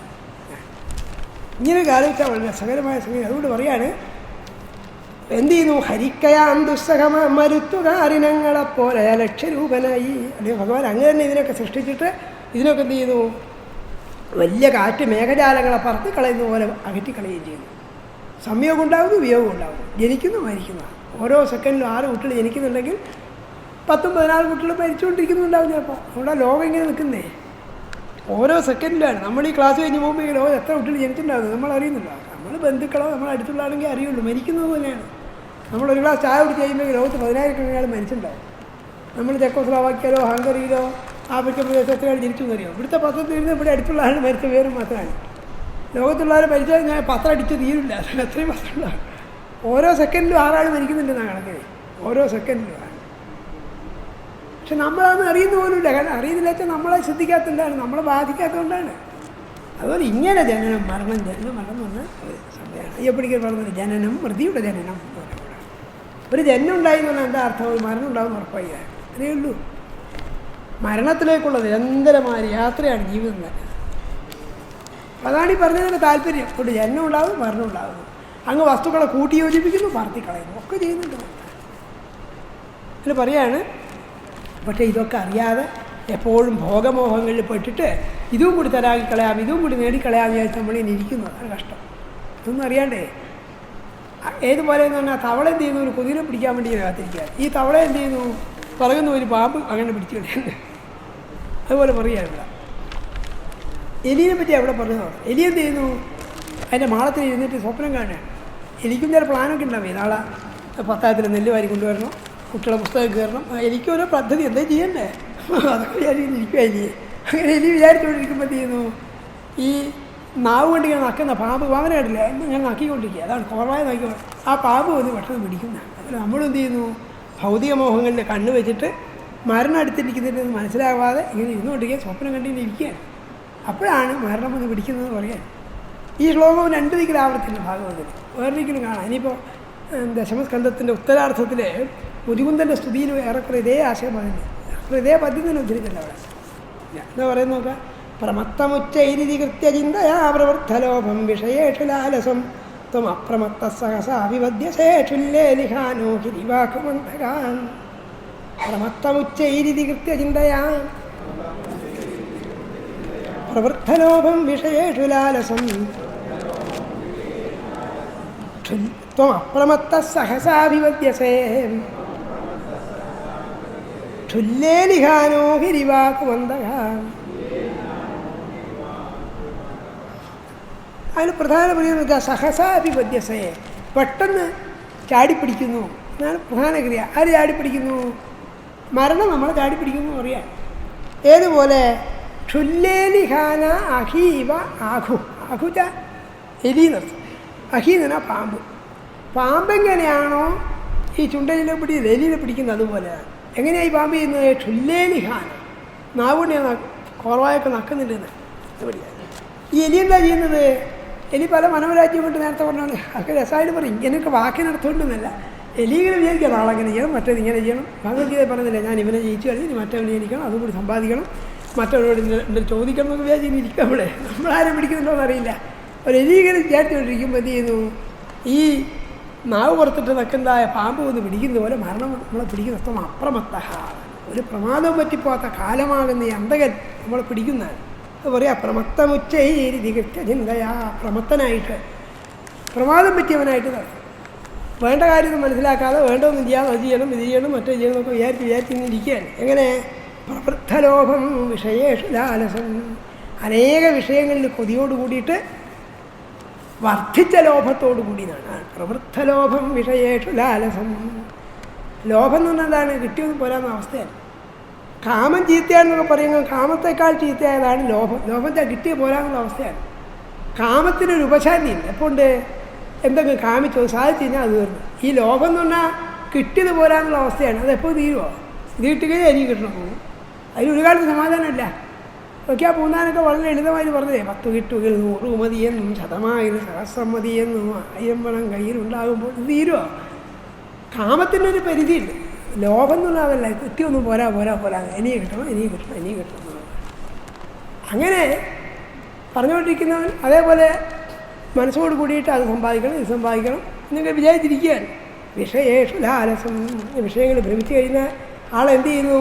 ക്ഷുല്ലേലിഖാനാഹി, ഈ പുറത്തേക്ക് നാവിട്ട് നിൽക്കുന്നതായ പാമ്പ് ആഹുച്ച എലിയെ പോലെ അപ്രമത്ത അന്തക സഹസാഭിപദ്യസ, പെട്ടെന്ന് ചാടി പിടിക്കുന്നതാണ്. അപ്പം എലി എന്ത് ചെയ്യുന്നു? അങ്ങോട്ട് നോക്കി ഇരിക്കാമെന്ന് വിചാരിക്കുക. പാമ്പ് പറയുന്നോട് വന്നിട്ട് എന്ത് ചെയ്യുന്നു? ഒറ്റപ്പെടുത്താൻ. അല്ലേ നമ്മൾ ഇത് വേണം അത് വേണം, മക്കളുണ്ടാവണം മക്കളുണ്ടാവണം, മറ്റേ സമ്പാദിക്കണം ഇത് സമ്പാദിക്കണം, നാളെ മറ്റേ ചെയ്യണം, ഇങ്ങനെ വിചാരിക്കുക തെറ്റാണോ എന്ന് ചോദിച്ചാലോ തെറ്റൊന്നുമല്ല. അത് സംസാരത്തിൻ്റെ വ്യവഹാരം എങ്ങനെയാണ് അങ്ങനെ കാണിക്കുന്നതേ ഉള്ളൂ. ഇതിപ്പോൾ തെറ്റോ കിട്ടുമെന്നല്ല. മനുഷ്യന് ഈ ഭ്രമങ്ങളൊക്കെ ഉണ്ടായതും ഈശ്വരത്തിൽ തന്നെ മായ ഉണ്ടാക്കിയതും ഭഗവാൻ തന്നെ. പക്ഷേ ഈ മായ ദോഷമാണ്, ദുഃഖം തോന്നി അതിനെ അതിക്രമിക്കാനുള്ള വഴി ഉണ്ടാക്കിയ ആരാണ്? ഭഗവാൻ തന്നെയാണ്. ഭഗവാനാണ്. അപ്പോൾ ഇതിൽ പെട്ടവനെന്ത് ചെയ്യുന്നു? എപ്പോഴും ഇങ്ങനെ ഭ്രമിച്ചിട്ട് അനേക വിഷയങ്ങൾ ഭ്രമിച്ചിരിക്കുന്നു. അപ്പോഴാണ് എന്ത് ചെയ്യുന്നത്? ഈ പാമ്പ് എലിയെ എന്ന പോലെ മൃത്യു അത്തകം വന്ന് നമ്മൾ പിടിക്കുന്നത്. തർജ്ജമ നോക്കാം. ഭോഗത്തെ ആസക്തി മുഴുത്തു അഹർനിശം ഭ്രമിക്കും ആ ലോഭിയെ മൃത്യുരൂപിയായി. ഒരിക്കലും തീരാത്ത ഭ്രമത്തോടു കൂടിയിരിക്കുന്ന ഈ ജീവങ്ങളൊക്കെ എന്ത് ചെയ്യുന്നു? മൃത്യുരൂപിയായി മരണത്തിൻ്റെ സ്വരൂപത്തിൽ വന്നിട്ട് അതാണ് അപ്രമത്ത എന്നാണ്, പ്രമാദം പറ്റിപ്പോകാത്തവനായ അങ്ങ് ഇതിനെ ഇരിക്കുന്നതാണ്. ലോഭിയായിരിക്കുന്ന ഈ മനുഷ്യന് ചെയ്യുന്നു എന്ന് പറയാൻ.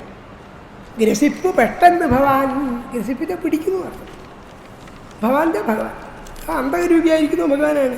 വിശന്ന് നായ്ക്കുലയ്ക്കും നാക്കുലയ്ക്കും ആ നാക്കുകൊണ്ടിങ്ങനെ അങ്ങോട്ടും ഇങ്ങോട്ടും വലക്കുന്ന പാമ്പിനെ കണ്ടില്ലേ? പാമ്പുകൾ അധികം നാവ് പുറത്തേക്ക് ഇടുക, ചേരയൊക്കെ വളരെ ഇടുക. ആ പാമ്പ് എലിയെ കണക്കിന് പാമ്പ് എങ്ങനെയാണോ സ്വപ്നം കണ്ടിരിക്കുന്ന ആ എലിയെ പറയുന്നൊന്ന് പിടിക്കുന്നത്, അതുപോലെ ഭോഗങ്ങളിൽ തന്നെ ശ്രദ്ധ വെച്ചിട്ട് ഇതുപോലെ അത് കിട്ടണം ഇത് കിട്ടണം മറ്റേ കിട്ടണം വിചാരിച്ചിരിക്കുന്ന ആളെന്ത് ചെയ്യുന്നു? മരണം വന്ന് പിടിക്കുന്നു. ലോക വ്യവസ്ഥയാണ്. അപ്പോൾ ഇതൊക്കെ ഇങ്ങനെ പറയുമ്പോൾ നമ്മൾ ഇതൊക്കെ നമ്മളാണോ കുറ്റം ചോദിച്ചാൽ കുറ്റം എന്നല്ല, കുറ്റത്തിൻ്റെയും ശിക്ഷയുടെ അല്ല പ്രശ്നം. പ്രശ്നം എന്താണ്? ഇതൊക്കെ ലോക സ്വഭാവമാണ്. ഇതിൽ ദുഃഖിക്കാണ്ടിരുന്നാൽ മതി. ദുഃഖം ഉണ്ടാകുന്നുണ്ട് എന്നുള്ളതല്ല പ്രശ്നം, ദുഃഖത്തിൽ ദുഃഖിക്കുന്നു എന്നുള്ളതാണ്. ദുഃഖിക്കുന്നില്ലെങ്കിലോ വന്നോട്ടെ, അത്രയുള്ളൂ. സുഖം വാ അരി വാ ദുഃഖം, സുഖം വരട്ടെ ദുഃഖം വരട്ടെ, രണ്ടിന് ക്ഷമിക്കാൻ സാധിച്ചാൽ അത് സഹിക്കാൻ സാധിച്ചാലോ അതൊരു രസമാണ് പറയുന്നത്. അതുകൊണ്ടാണ് ഭക്തന്മാരെപ്പോഴും പ്രാർത്ഥിക്കുന്നത് ദുഃഖം ഉണ്ടാവരുതേന്നല്ല, ദുഃഖം വന്നോട്ടെ അതുകൊണ്ടിപ്പോഴാണ് അത് സഹിച്ചേക്കാം. ഇത്രയുള്ളൂ. ഇതുണ്ടോ ഇതിൻ്റെ സുഖമുണ്ടോ? സുഖം സഹിച്ചേക്കാം. രണ്ടും സഹിക്കുകയാണ്. ഭഗവാൻ പറഞ്ഞതാണ് ഇതൊക്കെ പരിണാമങ്ങളാണ്. ഇതൊക്കെ എന്ത് ചെയ്യുന്നു? സുഖത്തെയും ദുഃഖത്തെയും അല്ലയോ താൻ തിതിക്ഷസ്വ ഭാരത എന്ന് ഗീതയിൽ ഉപദേശിക്കുന്നു 2ാമത്തെ അധ്യായത്തിൽ. അല്ലയോ അർജുന, ഈ സുഖദുഃഖങ്ങൾ എന്ത് ചെയ്യുന്നു? സഹിച്ചോളൂ എന്നാവുന്നത്. നമുക്ക് അത്ഭുതം പറഞ്ഞില്ല. നമ്മൾ ദുഃഖം സഹിക്കുന്നു വിചാരിക്കും, സുഖം സഹിക്കുകയാണോ വേണ്ടത്? സുഖം ആഘോഷിക്കല്ലേ വേണ്ടത്? അറിവല്ലേ വേണ്ടതെന്ന് തോന്നില്ലേ? ഭഗവാൻ പറഞ്ഞതോ സുഖത്തെയും സഹിച്ചേക്കും. ഇത് വന്നോ? സഹിച്ചേക്കാം. ഭോഗങ്ങളുണ്ടായോ? അനുഭവിച്ചേക്കാം. അത്രയേ ഉള്ളൂ. അതിൽ അഹങ്കാരം വേണ്ടെന്നാണ്. ഇതെന്താണ്? ഇതെപ്പോഴും മാറിക്കൊണ്ടിരിക്കുന്നതാണ്, പരിണാമിയാണ്.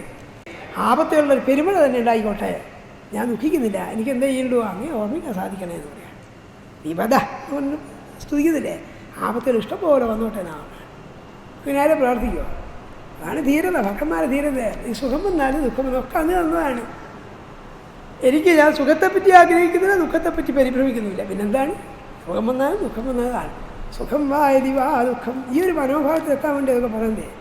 സുഖം വരുന്നു എന്ന് കേട്ട് ആർത്തലയ്ക്കുന്നില്ല, ദുഃഖം വരുന്നു എന്ന് വിചാരിച്ച് കണ്ണീരൊളിപ്പിക്കുന്നുമില്ല. രണ്ടിനും നേരിടും അത്രയും. അതാണ് അതിലാണ് ഒക്കെ അങ്ങനെയുള്ളതാണ്. ത്വയി പ്രസന്നേ ത്വയി അപ്രസന്നേ മൈ കവി പറഞ്ഞത് അങ്ങ് പ്രസന്നനായാലിരിക്കുന്നത്. ത്വയി അപ്രസന്നേ മൈ, ഇനി അങ്ങ് പ്രസന്നനല്ലെങ്കിൽ എനിക്കെന്താണ്, ഞാനിത് വില വെക്കുന്നില്ല എന്നാണ്. ഞാനെന്ത് ചെയ്യും, എപ്പോഴും ഭഗവാനെ വിചാരിക്കും. അത് തന്നാലും വേണ്ട വന്നില്ലേ വേണ്ട. എങ്ങനെയാണോ അമ്മയെ കുട്ടിയെ അടിച്ചാലും കുട്ടി എന്ത് ചെയ്യും, അമ്മേൻ്റെ കാൽക്കലത്താൽ അമ്മയെ തന്നെ അഭയം പ്രാപിക്കുന്നു. അതുപോലെ ഒക്കെ ഇതെല്ലാം ആയിട്ട് മനസ്സിലാക്കേണ്ടതാണ്. അതുകൊണ്ട് അങ്ങനെയുള്ളതായ പാതാരവിന്ദങ്ങൾ അല്ലയോ ഭഗവൻ എപ്പോഴും വിചാരിക്കാനാവട്ടെ. ഞങ്ങളുടെ ഗുരുക്കൻ ഇതൊക്കെ ഉപദേശിക്കുന്നത് ശിവനാണല്ലോ. പരമേശ്വരൻ പറയുകയാണ്, എൻ്റെ ഗുരുവായിരിക്കുന്ന ആ സാക്ഷാത് ബ്രഹ്മദേവനും പിന്നെ മനുക്കളും ഒക്കെ അങ്ങനെ സേവിക്കുന്നു. അങ്ങനെയുള്ള ഭഗവാൻ ഞാൻ സേവിക്കുന്നു എന്നൊക്കെ അവസാനിപ്പിക്കാൻ നോക്കുകയാണ്. കസ്ത്വത്പദാബ്ജം വിജഹാദി പണ്ഡിതോ യസ്തേവമാനം വേമാനവേദന വിശങ്കയാ അസ്മദ്ഗുരുരർത്ഥതിസ്മയ വിനോപവത്തിം അനവദശാം. കസ്ത്വൽപദാബ്ജം വിജഹാദി പണ്ഡിതോ യസ്തേവമാന വ്യയമാനവേദന വിശങ്കയ അസ്മദ്ഗുരുരർത്ഥതിസ്മയത് വിനോപവത്തിം മനവസ്ഥദശാം. അവരെന്ത് ചെയ്യുന്നു, പൂജിക്കുന്നു എന്ന് പറയാം, ദിവസവും പൂജിക്കുന്നു ഭഗവാനെ. വിനോപവത്തിം മനവസ്ഥദശ, 14 മനുക്കളും ബ്രഹ്മാവും ഒക്കെ ആരെ സേവിക്കുന്നു, ഭഗവാൻ തന്നെ സേവിക്കുന്നു. എങ്ങനെ, വിശങ്കയ, ഒരു ശങ്കയില്ലാതെ, അസ്മത് ഗുരു അർച്ചതി, അർച്ചതി എന്നാണ് പ്രധാനം, അർച്ചിക്കുന്നു, പൂജിക്കുന്നു. എന്തുകൊണ്ടാണ് അർച്ചിക്കുന്നത്, അല്ലയോ ഭഗവൻ യസ്തേവമാന അവ്യയമാനകേതന, അങ്ങയെ അവമാനിക്കുന്നതുകൊണ്ട് വറയ്ക്കുന്ന ശരീരത്തോടു കൂടി. അതായത് ഭഗവാനെ വേണ്ട പോലെ പൂജിക്കുകയോ പരിഗണിക്കുകയോ ചെയ്യുന്നില്ലെങ്കിൽ വലിയ ദുഃഖത്തിൽ ചെന്ന് വീഴുന്ന അറിയാവുന്നവരായ ആൾക്കാരെന്ത് ചെയ്യുന്നു, അങ്ങയെ പൂജിക്കുന്നു. അതാ പറഞ്ഞതിനർത്ഥം. ഏതൊരാളുടെ പാദങ്ങളെയാണോ എന്നാണ്. കത്പദാഭ്യം വിജഹാദി പണ്ഡിതോ, പണ്ഡിതന്മാരായിരിക്കുന്ന ആളെന്താ ചെയ്യുന്നത്, ത്വത്പദാദ്യം വിജഹതി, അങ്ങയുടെ പാദപത്മത്തെ എങ്ങനെ ഉപേക്ഷിക്കും എന്നിരിക്കാം. ഉപേക്ഷിക്കില്ല എന്നുള്ള അർത്ഥത്തിൽ പറയാം കേട്ടോ. നേരത്തെ പറഞ്ഞ പോലെ ആർക്കാ അറിയാത്തതിൻ്റെ എല്ലാവർക്കും അറിയാമെന്നാണ്. അതുപോലെ പറയാണ്, ആരാണ് കഹ, ആരാണ് ഉപേക്ഷിക്കുക, എന്തിനെ, ത്വത്പാദപങ്കജം, അങ്ങയുടെ പാദപങ്കജങ്ങളെ, അങ്ങയുടെ തൃക്കാലുകളെ അല്ലയോ ഭഗവാനെ ആരുപേക്ഷിക്കും, ആരുപേക്ഷിക്കില്ല. എങ്ങനെയുള്ള ആളില്, അങ്ങയെ ഉപേക്ഷിച്ച് കഴിഞ്ഞാൽ ദുഃഖമാണ് എന്ന് അറിയുന്ന ആളാണ് അങ്ങയെ ഉപേക്ഷിക്കുക. ത്വത്പദാബ്ജം വിജഹാദി പണ്ഡിതോ, അറിവുള്ളവനായ ഏതൊരുവനാണ് അങ്ങയുടെ പാദപത്മങ്ങൾ ഉപേക്ഷിച്ച് കളയുക. എന്തുകൊണ്ട്, യസ്തേവമാനം വ്യയമാനകേതനം, യാതൊന്നിനെ ഉപേക്ഷിച്ച് കഴിഞ്ഞാൽ എന്ത് ചെയ്യും, എപ്പോഴും ക്ലേശിക്കേണ്ടി വരും. അവമാനിക്കുന്നുണ്ടെന്ന് വറയ്ക്കുന്ന ശരീരത്തോടു കൂടിയ ഏതൊരാളാണ് അങ്ങയെ സേവിക്കാതിരിക്കുക. ഞങ്ങളെന്താ കാണുന്നത്, വിശങ്കയാസ്മൻ ഗുരു, ഒരു ശങ്കയും കൂടാതെ ഞങ്ങളുടെ ഗുരു, അവിടെ ബ്രഹ്മാവിനെ കുറിച്ച് പറയാൻ, യാതൊന്നിനെ ഭയഖേതുവായിട്ട് പൂജിക്കുന്നോ അതിനെ ഞങ്ങൾ എന്ത് ചെയ്യുന്നു, ഉപപത്തിം വിനാപി, ദൃഢമായ നിശ്ചയത്തോടുകൂടി. അഥവാ ദൃഢമായ നിശ്ചയങ്ങളൊന്നും ഇല്ലെങ്കിൽ പോലും എന്ത് ചെയ്യുന്നു, ഈ ആപത്തുകളെ ഭയന്നിട്ട് അങ്ങയെ തന്നെ പ്രാപിക്കുന്നു, അങ്ങയെ തന്നെ പൂജിക്കുന്നു. ത്വത്പദാബ്ജം വിജഹാദി പണ്ഡിതോ യസ്തേവമാനം വ്യയമാനകേതനാം വിശങ്കയ അസ്മദ്ഗുരു അർത്ഥതി. അസ്മദ്ഗുരു നമ്മുടെ എന്ന് പറയുന്നത് ബഹുവചനായിട്ട് പറയും വേണ്ട, നാം എന്ന് പറയും, ഒരാളെ ഉണ്ടെങ്കിലും അങ്ങനെ പറയാണ്. അപ്പോൾ ശ്രീശങ്കരൻ പറയാണ്, എൻ്റെ ഗുരുനാഥനായിരിക്കുന്ന ആ ബ്രഹ്മാവും ഒക്കെ എന്ത് ചെയ്യുന്നു, അതേപോലെ മനവച്ച ദശ, 14 മനുക്കളും ഒരു കൽപ്പകാലം 14 മന്വന്തരമുണ്ടാകുന്ന ആ സങ്കല്പം. അതുകൊണ്ട് പറയാൻ 14 മനുക്കളും, അതിന് വേറെ വിഷയങ്ങളൊന്നും പറഞ്ഞിട്ടില്ല. അതിൻ്റെ അർത്ഥം ഇതാണ്, വിശങ്കം അസ്മത് ഗുരുവും, ഒരു സംശയം കൂടാതെ നടത്തും, വിശങ്കം അസ്മത് ഗുരുവും, എൻ്റെ ഗുരുനാഥനായിരിക്കുന്ന ആ ബ്രഹ്മാവും പരമ്പരാക്രമത്തിൽ 17 മനുക്കളും വിഭോ, 14 മനുക്കളും എന്ത് ചെയ്യുന്നുണ്ട്, പൂജിപ്പൊര ആ പൂങ്കഴൽ അവിടുത്തെ ആ പാദങ്ങളെ നിന്നെ മാനിയാത്തവൻ്റെ ആ ദുർഗതി കണ്ടു മാറിവിടും. അപ്പോൾ അങ്ങയെ മാനിക്കാത്തവൻ്റെ ദുർഗതികളെക്കുറിച്ച് അറിയുന്നവരായ ആരാണ് അങ്ങയെ പൂജിക്കാതിരിക്കുക എന്ന് പറഞ്ഞാൽ, ഭഗവാനെ പൂജിച്ചില്ലെങ്കിൽ വരാവുന്നതായ വിപത്തുകളൊക്കെ അറിയുന്ന ഒരാൾ ഭഗവാനെ പൂജിക്കാതിരിക്കില്ല. സാക്ഷാത് ബ്രഹ്മാവ് തന്നെ എന്ത് ചെയ്യുന്നു, ഭഗവാന്റെ പാദങ്ങളെ, അത് വിഷ്ണു ഭഗവാന്റെ പാദങ്ങളെ പൂജിക്കുന്നു.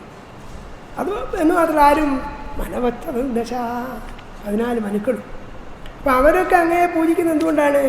പൂജിച്ചില്ലെങ്കിലുള്ളതായ വിഷമങ്ങളൊക്കെ അറിഞ്ഞിട്ടാണ്. ശാശ്വതമായിരിക്കുന്ന അഭയം ഭഗവാന്റെ പാദങ്ങളിലേ ഉള്ളൂ. ശാശ്വതമായിരിക്കുന്ന സുഖം ഭഗവത് പാദങ്ങളിലേ കിട്ടാനുള്ളൂ. അതുകൊണ്ട് ഞങ്ങൾ എന്ത് ചെയ്യുന്നു? അഥവാ അങ്ങനെയുള്ള അറിവുള്ളവരായ ഏതൊരു പണ്ഡിതനാണ് അങ്ങയുടെ പാദപങ്കജങ്ങളെ ഉപേക്ഷിച്ച് കളയുക എന്ന് ചോദിക്കുക. പക്ഷെ ഉപേക്ഷിക്കില്ല എന്നർത്ഥം.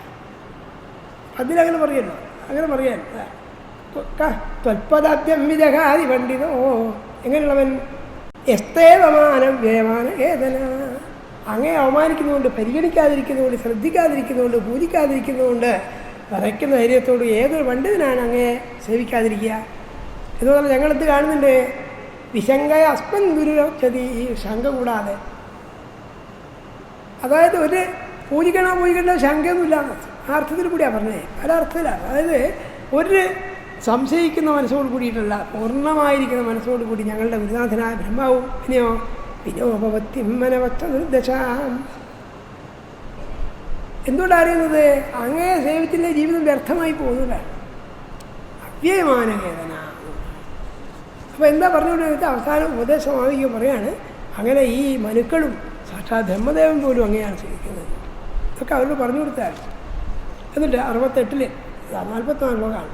അസത്വമസിനോ ബ്രഹ്മൻ പരമാത്മൻ വിവസ്ഥിതാം വിശ്വം രുദ്രഭയധ്വസ്തം അകുതസ്ഥിതയോ ഗതി. ലോകം മുഴുവൻ ഭയപ്പെടുന്ന ആരെക്കുറിച്ചാണ്? ഈ രുദ്രനെ കുറിച്ചാണ്. ആ രുദ്രൻ തന്നെയാണ് ഇത് ഉപദേശിച്ചത്.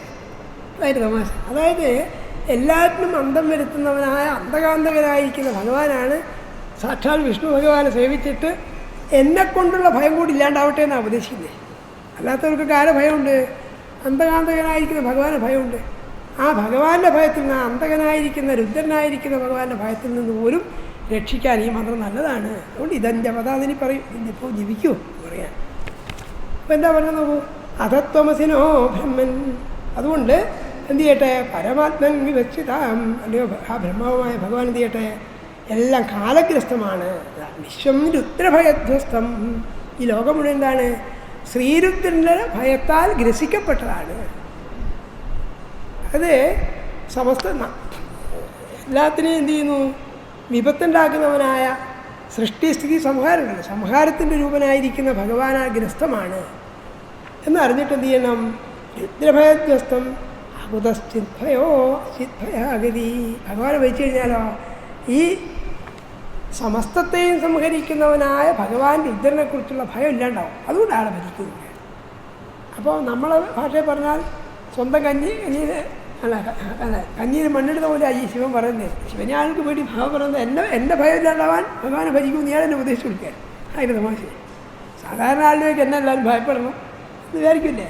ഭഗവാൻ പറയുന്നതോ ഏതൊരു രുദ്രൻ്റെ ഭയം കൊണ്ടാണോ ലോകം മുഴുവൻ വരയ്ക്കുന്നത്, ആ രുദ്രൻ്റെ ഭയത്തിൽ നിന്ന് രക്ഷപ്പെടാൻ വേണ്ടി എന്ത് ചെയ്തു? ഭഗവാനെ തന്നെ ഭരിക്കുന്നു, ഉപദേശിച്ചു കൊടുക്കുക. ആരോട്? പ്രദേശങ്ങൾ. ഈ പ്രദേശങ്ങൾ 10,000 കൊല്ലത്തോളം താമസം ചെയ്തു. അതുകൊണ്ട് സാക്ഷാൽ ചതുർഭുജനായിരിക്കുന്ന ഭഗവാൻ പ്രത്യക്ഷപ്പെട്ടു എന്നൊക്കെയാണ് ഇനി പറയുക. അപ്പോൾ ഇവിടെയാണ് ഇതെൻ്റെ അവതഹത്തിനും പോകുന്നു പറയാം. ഇതിപ്പോൾ നിങ്ങൾ ശ്രദ്ധിച്ച് ജീവിക്കൂ എന്ന് പറഞ്ഞാൽ ഇവിടെ പറയാണ്, അധത്വമസിനോ ബ്രഹ്മൻ പരമാത്മൻ വിവസ്ഥിതാം വിശ്വൻ രുദ്രഭയധ്വസ്തം. ലോകം മുഴുവൻ രുദ്രനോടുള്ള ഭയം കൊണ്ട് ഗ്രസ്തമാണ്. ഭഗവാനെ പേടിച്ചിരിക്കാൻ. ആ ഭയം ഇല്ലാതിരിക്കാൻ എന്ത് ചെയ്യട്ടെ? അകുതസ്ഥിത്. അകുത എന്ന് പറഞ്ഞാൽ എന്താണ്? ഭയം എവിടെയെന്ന് ചോദിക്കുക. അകുതസ്ഥിത് ഭയ. അകുതോ ഭയനായി എന്ന് പറഞ്ഞാൽ ഭയം എവിടെ? ഭയം അറിയുന്നില്ല. അപ്പോൾ ഭയമില്ലാതിരിക്കാൻ വേണ്ടി എന്ത് ചെയ്യൂ? ഭഗവത് പാദങ്ങളെ സേവിക്കൂ, അതിനെ ഓർമ്മിക്കൂ, അതിനെ ആരാധിക്കൂ എന്ന് പറയാൻ. ഇപ്പം രുദ്രഭയത്താൽ ലോകം മുഴുവൻ ഗ്രസ്തമാണ്. അങ്ങനെയുള്ള രുദ്രഭയത്താൽ ഗ്രസ്തമായിരിക്കുന്ന ഈ ലോകത്തിൽ നിന്ന് ആ ഭയത്തിൽ രക്ഷപ്പെടാൻ വേണ്ടി എന്ത് ചെയ്യൂ? നിങ്ങളെ ഭഗവാനെ തന്നെ ആശ്രയിക്കും. താല്പര്യം ഒക്കെ ഒരിക്കലും വ്യക്തമായി പറഞ്ഞോളുന്നില്ല. അതാണ് ആശയം. വിശ്വൻ രുദ്രഭയധ്വസ്തം അകുതസ്ഥിദ്ഭയാഗതി. ഏറ്റവും വലിയ ഗതി എന്താണ്? ചിദ്ഭയ അകുതഭയനായിട്ട് അകുതോഭയനായിരിക്കാനുള്ള വഴി എന്താണ്? ആ ഭഗവാനെ തന്നെ ശരണം പ്രാപിക്കലാണ് എന്ന് പറഞ്ഞ് ഉപദേശിച്ചു. അതിനുശേഷമാണ് നിങ്ങളിത് വേണ്ട പോലെ ജപിക്കൂ. ജപിച്ചു കഴിഞ്ഞാൽ അപ്പോൾ യഥാർത്ഥത്തിൽ എന്താ ചെയ്യുന്നത്? ഈ ഏതൊരു രുദ്രനെയാണോ ലോകം മുഴുവൻ ഭയക്കുന്നത്, ആ രുദ്രൻ്റെ ഭയത്തിൽ നിന്ന് പോലും രക്ഷപ്പെടാനുള്ള വഴി ആര് ഉപദേശിച്ചു? സാക്ഷാ ഭഗവാൻ തന്നെ ഉപദേശിച്ചു. ചില വ്യാഖ്യാനമൊക്കെ നീട്ടി വിരിച്ച് പറയുന്നുണ്ട്. അതായത് ഭഗവാൻ ഈ പരമശിവനുമായിട്ട് ഇവർക്കുണ്ട ഈ സംഘം എങ്ങനെ ഉണ്ടായി?